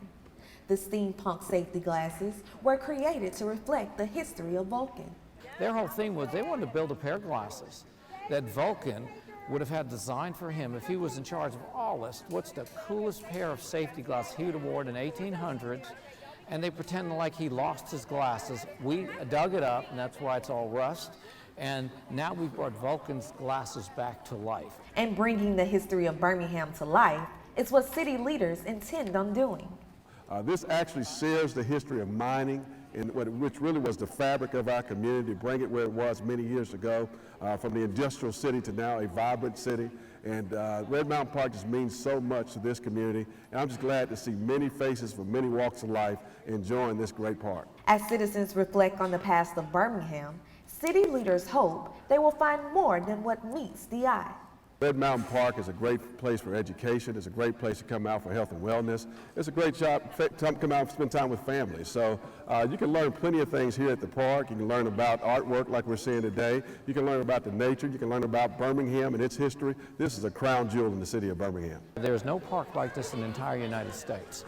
And because of our leadership, our government, that we are able to have these kind of facilities. Now let's just go enjoy them. For all the latest news and information, connect with our community or visit our website and subscribe to news updates. Thank you, Devin, for that video. Thank you to the Public Information Office. Thank you, Mayor Bell, for your support, the ribbon cutting on that day. It was truly a spectacle. And thank you to Dr.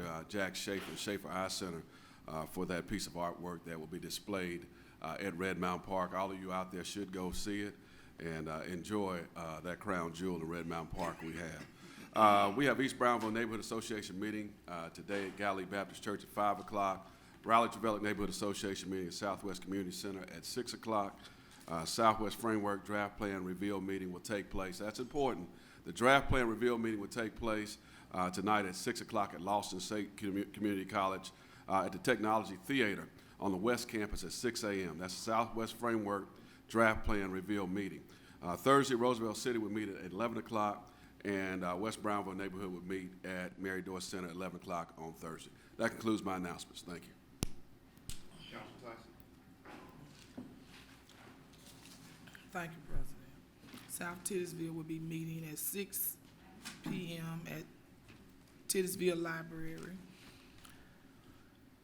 today. Arlington West End will be meeting at 6 p.m. at the West End Library. PIC meeting will be today, Tuesday the 10th. Is it the day the 10th? Yeah. At 2 o'clock in conference room A. I actually had an opportunity today, even though I had my surgery a couple of months ago. I rode the zip line bikes from Memorial Park, and it actually turned out pretty good. I had Council President Austin to actually meet up and ride with us. It wasn't as hard as I thought it was. I wanted to leave at 6:30.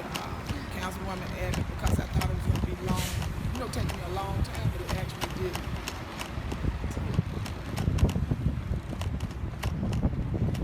I had to have a kitty help me.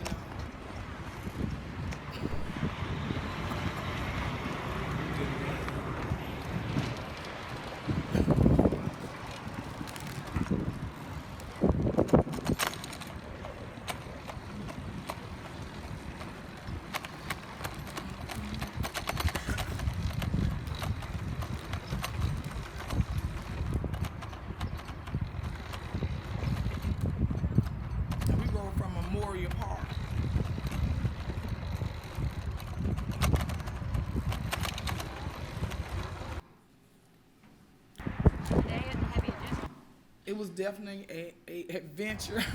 I thought I wasn't going to be able to make it for real. I was so happy when I got to real. Yeah, we should have, yeah. We see President Austin. We picked him up. He rode in his suit.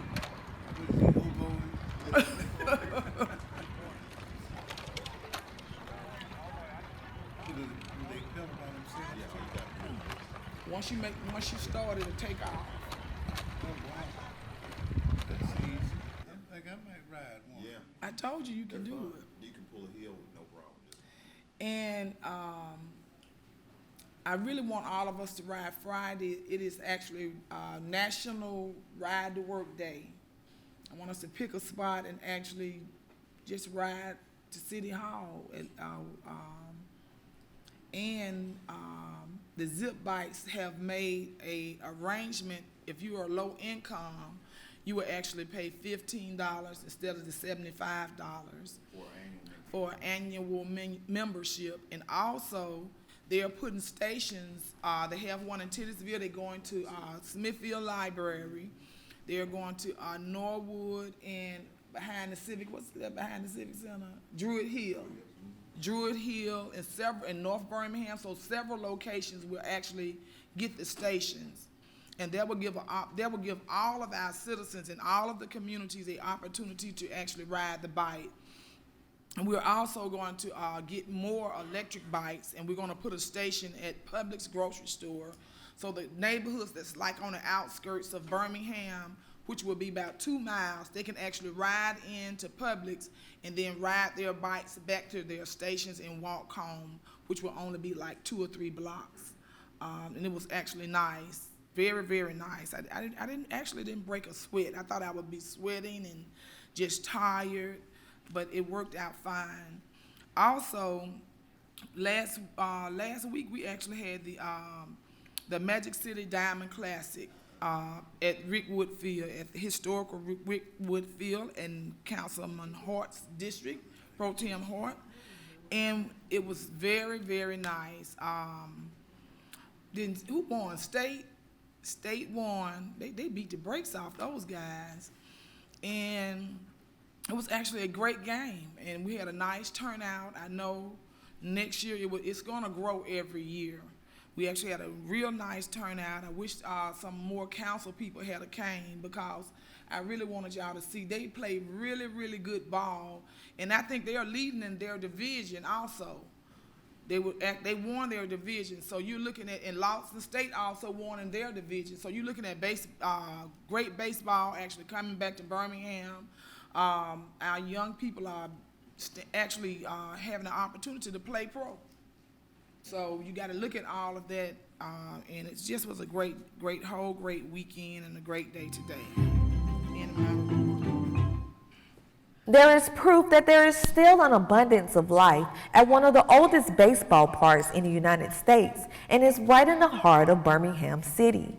The Alabama State Hornets and the Alabama A&M Bulldogs faced off in the second Magic City Diamond Classic at the historic Rickwood Field. A baseball player dream is to play somewhere where baseball started it, and we are right here standing on the property where baseball originated in the inner city communities, right here at this park. Supporters of Rickwood Field continue to restore the diamond to preserve the enchantment of the golden days.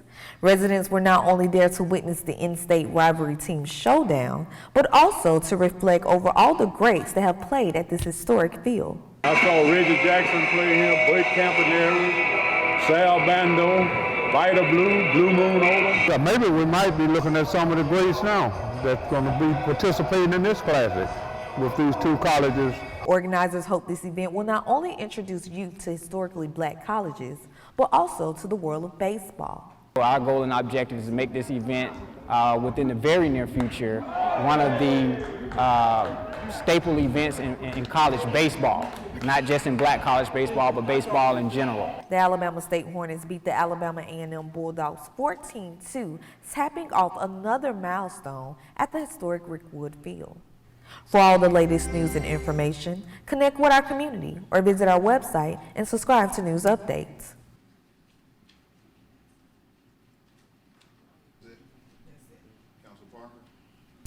Thank you, Mr. President. I have Mr. Jenkins' announcements. I want to make sure. So I want to make sure, if you give me a second, that the Men of Praise is on the 4th Sunday at Oak Street Baptist Church. And also, there was one, Leon Jenkins, is a graduate of Carver High School and studying at Miles. She's going to graduate, Mr. Jenkins? He's going to be graduating and attending Miles. Okay, all right. Anyway, but is that all, Mr. Jenkins? Okay, all right, that concludes my report. All right. Councilor Lundy. Thank you, leadership. Excited to be here under this new paradigm as it continues to roll forward for the good of the city. I have signed on and continue to be about the people's business. The one thing that I continue to stress is I I pray that the people know I'm only here to add value. And through value, it enables you as a value add to hopefully make a difference. So value and ability, when you put that together, makes you valuable. So I pray that to the constituency in District 9, that my tenure here is valuable. That being said, Greater New Heights, under the direction of its newly installed pastor, Freedom Progress Woods, will be having their explosion and fun day on Saturday, 9 a.m. at Greater New Heights, there in North Birmingham. I implore all of you to stop by, congratulate the newly installed pastor, Bishop Woods' son, Freedom, and we're going to have a Holy Ghost good time. I promise you it will be worth your while in stopping by. Outside of that, I want to thank the mayor's office for their continued support on resolution for some of the constituents in District 9 who are experiencing issues with housing and with demolition. Mr. Patton and Mr. Cologne have done a yeoman's effort there, and I just want to give you your flowers while you can still smell them. So thank y'all kindly on behalf of the constituents of District 9. Councilor Abbott. Thank you, Mr. President. The meeting with the Board of Education for the council members and the Board of Education members is this coming Thursday, May 19th, not this week, but next week at 6:30 p.m. and will be at Jim King's favorite place, the Arlington House. But this is an opportunity for council members to bring up issues in their districts regarding schools. So I'm hopeful that every council member will come armed with their list of questions and issues so that we can get some, so we can have a meeting of the minds with the Board of Education, but also find out what they're doing and tell them what our concerns are. So that's next Thursday, May 19th, and I believe everyone on the council is accepted but one person. And Thursday, May 19th, 6:30 p.m. in District 6 at the Arlington House.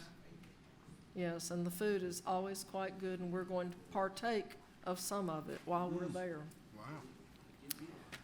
Wow. That's an enticement, y'all. Last Tuesday, the Cities United came to Birmingham, and I was only able to attend one event, and that was the dinner at the club, but I got to meet some very interesting people and sat with the mayor's chief of staff from Little Rock, Arkansas, which was very interesting, and also with the ladies who are running Max right now. So I heard some very interesting stories. It was a good evening, although a very late one. Last week, I mentioned to you earlier that Lee Sintel, the director of Alabama's tourism department, was the speaker, and I found out a whole lot about the amount of money that tourism brings to Birmingham and to the state of Alabama, and we want to make sure we keep that up. The mayor's prayer breakfast was jam-packed with people. There are a lot of people praying for all the mayors in this area.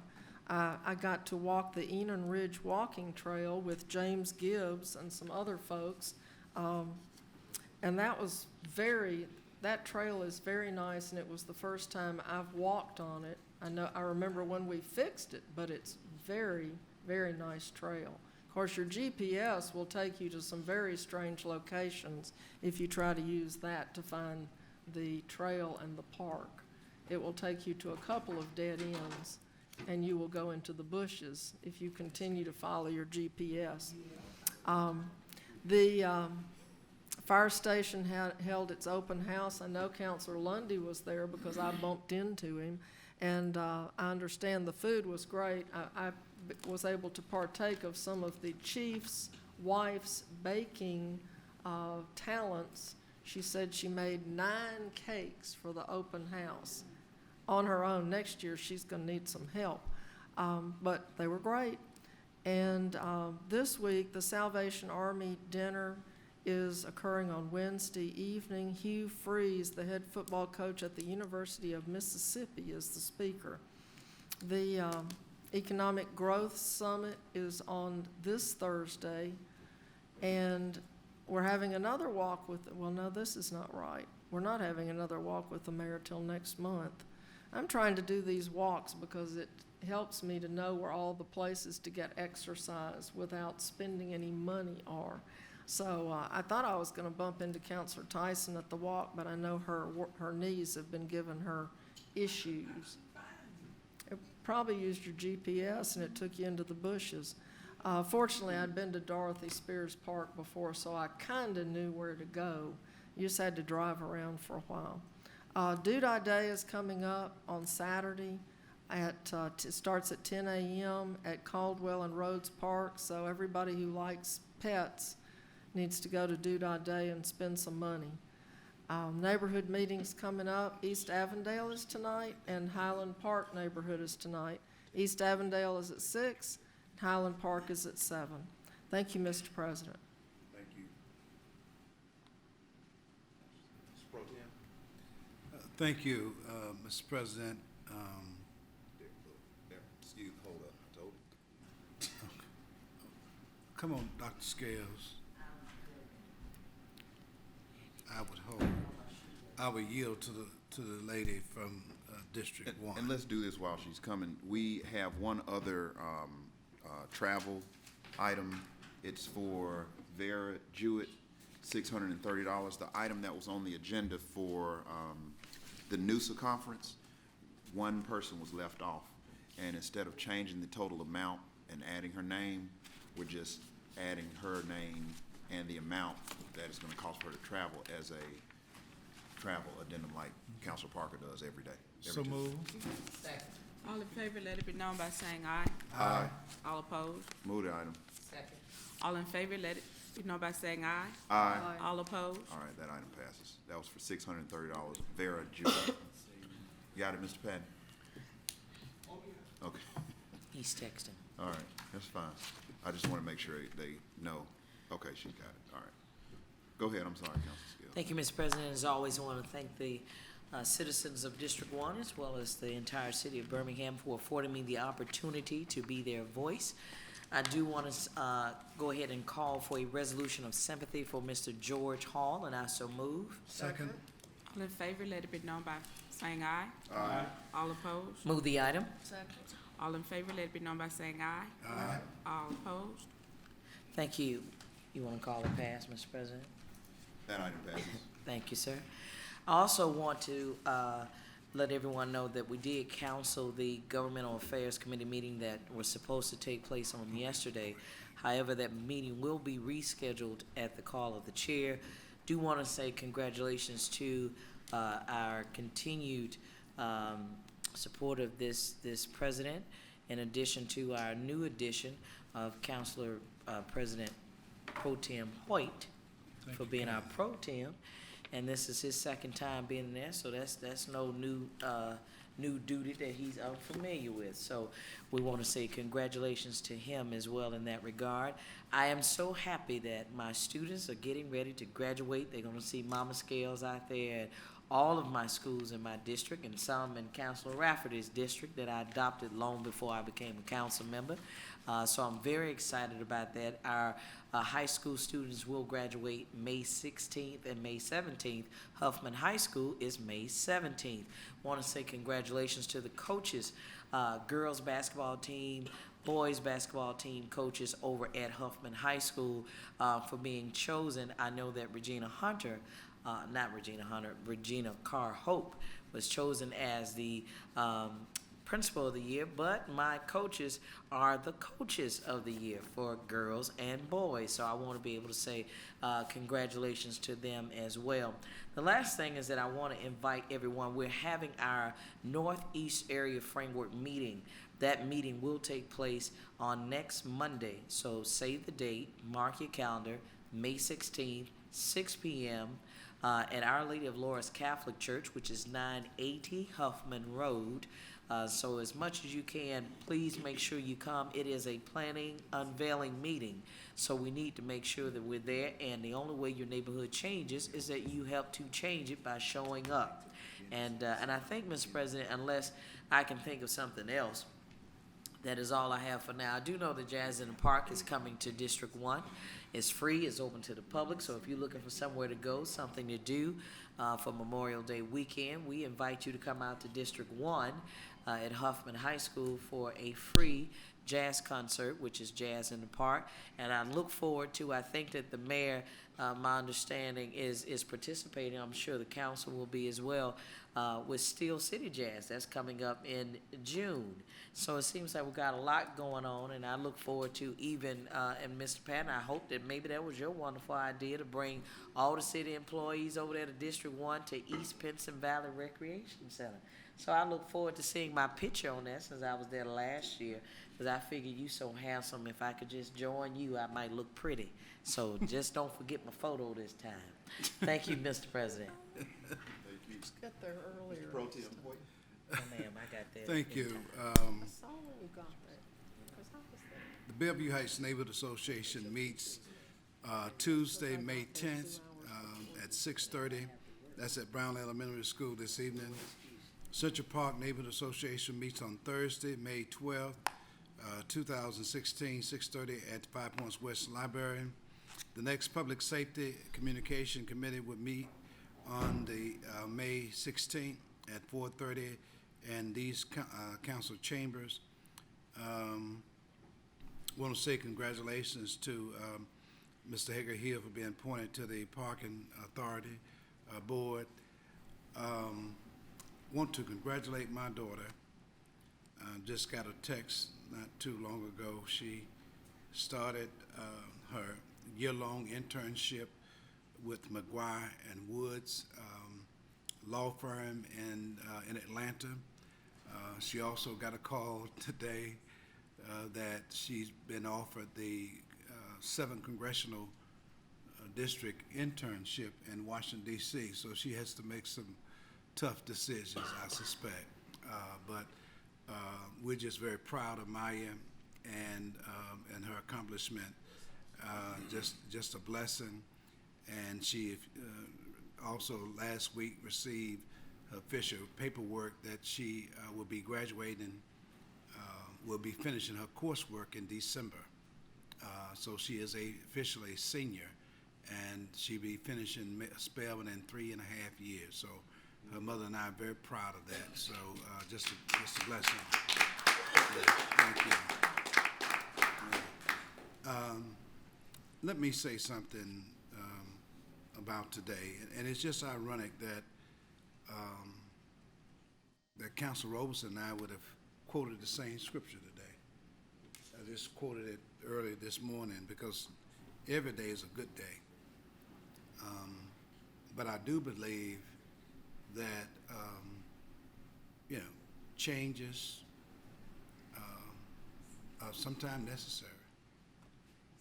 Obviously, they thought in part the legislators to do so. But I think our response is to make sure we have fair and a balanced process. This is a democracy. The democracy in its truest form is unobscured by antics, shenanigans, and the sort. And deceit. Democracy, in my estimation, is empowering, it is inclusive, it is balanced. It is not imbalance.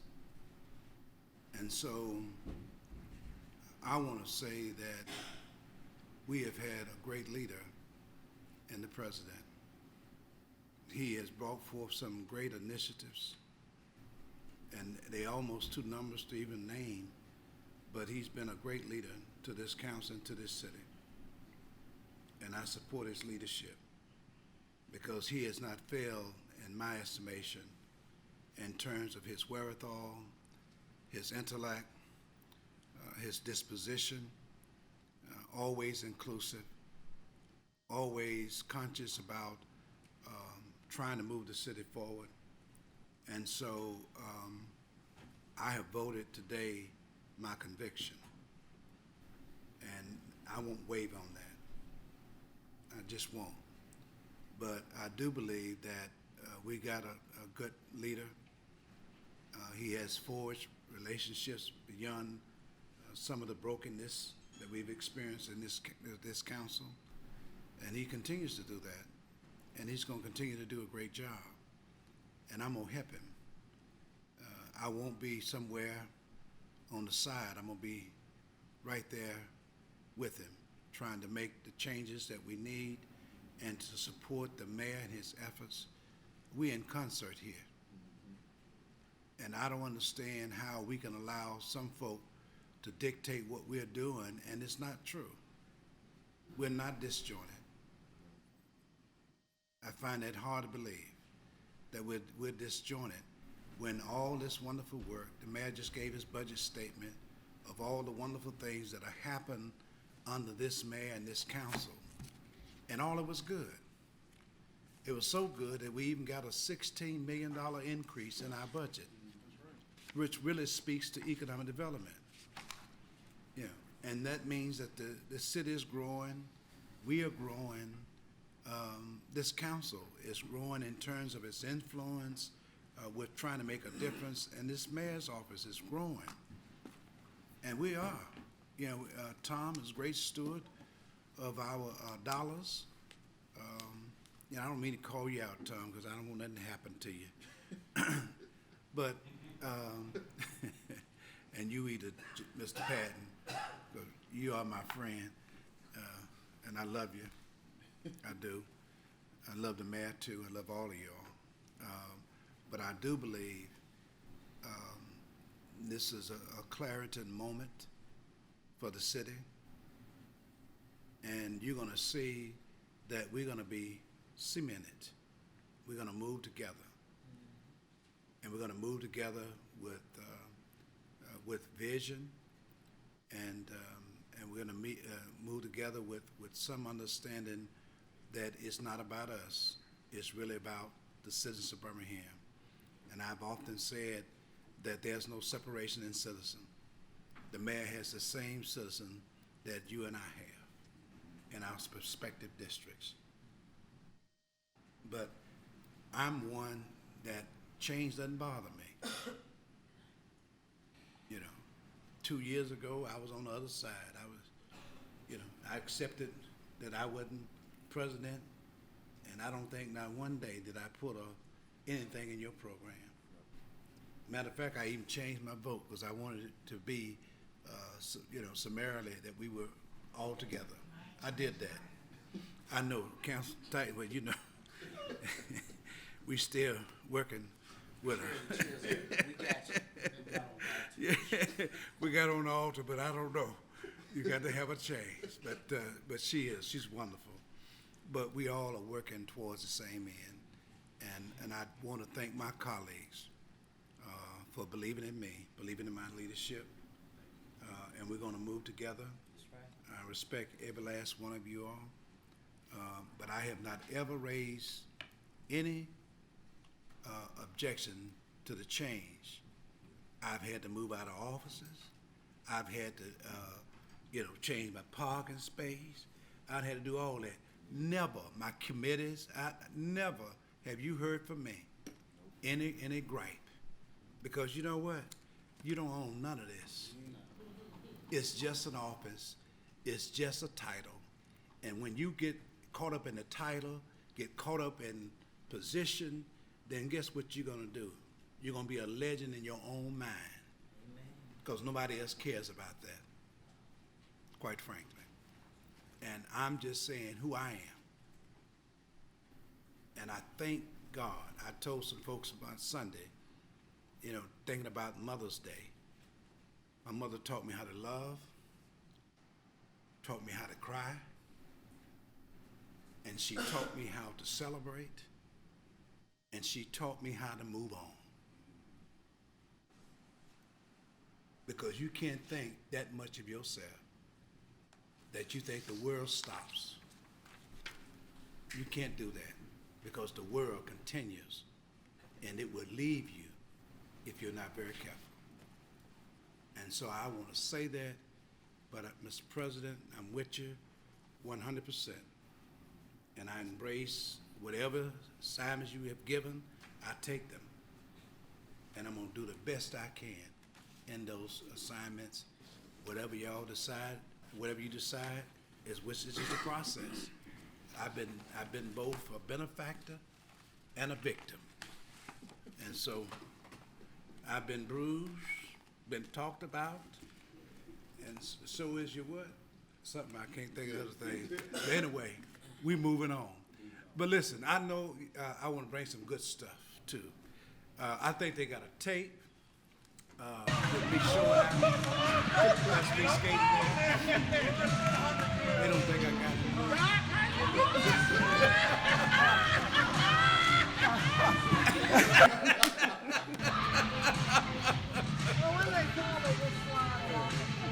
So we're having fun. Okay, watch this. Oh, no. All right, watch out now. Don't stop it now. Where's that other move? You mean the one that broke the phone? Yeah. Well, we had so much fun, and Valerie's a great skater as well. But I can't turn in circles. Well, like but you can still stay on your feet, and so that's skating to me, if you ask me.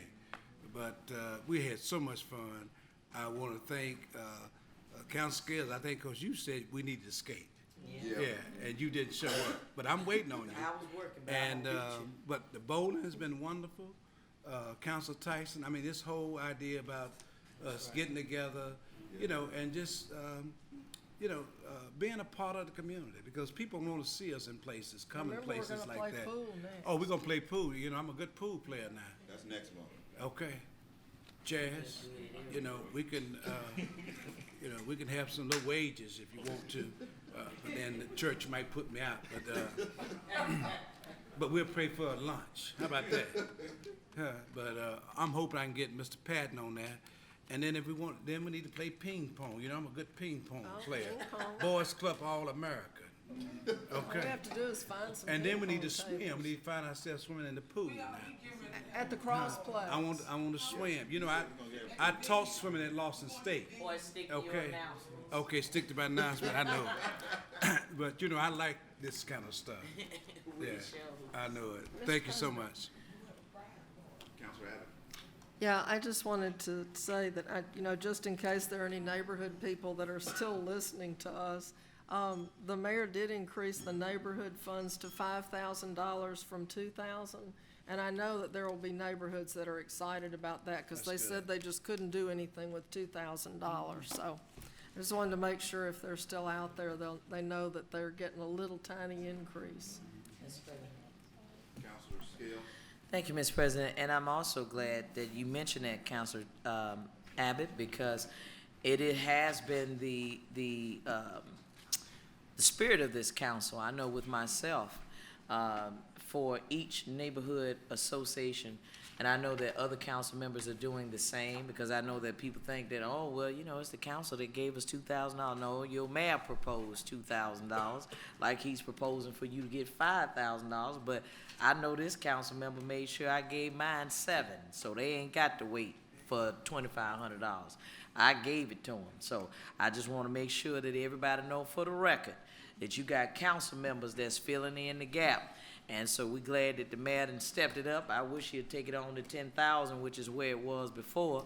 And so that by the time we supplement it with additional money, the neighborhood folk can actually do some real good stuff. So again, I just wanted to make sure that we put that out there, because the mayor got his own PR team going on, and that's wonderful. And the council gonna keep theirs going too, so folk know we working. You're not just holding some seat. The seat only represents the fact that we are your voice, but outside of your voice, we gotta work. And I think that we all do a good job in doing that. Thank you, Mr. President. Councilor Lemon. Mr. Patton, the mayor's summary that he read from to us, can we get copies of that through email? Can we get those today? Outstanding. Thank you. Do we have anybody else? All right, hold on. The executive summary is online. Okay. It Hold is. on, Council Tyson, you can't leave yet. Thank you so very much. Chaz, do you have something? Okay. My announcement will be brief. East Avondale neighborhood meets Tuesday, May 10th from 6 to 7 in New Bethel Baptist Church. Fountain Heights meets Saturday, May 14th from 10 to 11 at the Fountain Heights Park and Rec Center. And I do want to say this about what took place this morning. There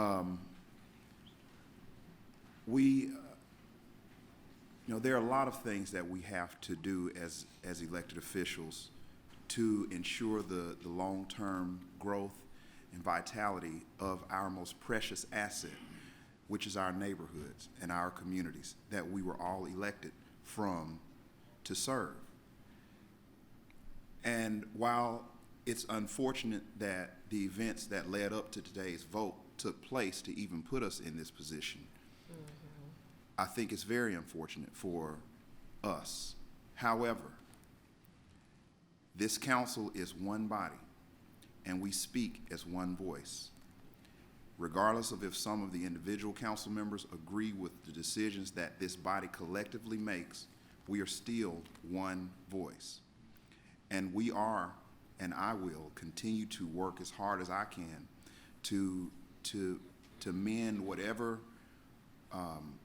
fences need to be mended or build whatever bridges need to be built to make sure that my colleagues understand that my only goal, my only mission in all of this is for these people that we were elected to represent. I don't have any interest in trying to get power or stay in power or do any of that. That's not important to me. And those members of the council that voted for me understand that. That it's not about Jonathan Austin. It's about these neighborhoods and these communities that are suffering. And I'm going to continue to fight for it if I have to do it on my own. Fortunately, we have a council, a city council, that all 9 of us are concerned about these neighborhoods and these communities. So while I know that I may have some of my colleagues that are not happy with me right now, I can understand that. I certainly want them to know that this is not about them or anything else. It's about these people in these neighborhoods and in these communities. And it's about what's best for our city. Now, I ask my colleagues to support not me, but this council and its mission to go and do everything that we can to help rebuild our neighborhoods and our communities. That's what this is all about. I'm not going to change working with any of my colleagues. There have been some committee changes that have been made. There have been changes to offices and everything else. But that is what we must do in order to keep moving in the same direction. I don't believe that it's going to be more divided. I believe that we will continue to work together to make this work. So I want to thank my colleagues for their support. I look forward to working with each one of them, and most importantly, we're going to work with the mayor to move this city forward. Do we have a motion to adjourn? Move to adjourn. All in favor, let it be known by saying aye. Aye. All opposed? This meeting is adjourned. Hey, man. Thank you, sir. Appreciate it. Yeah. You hit stopped already? And you told it yes to finalize? Okay.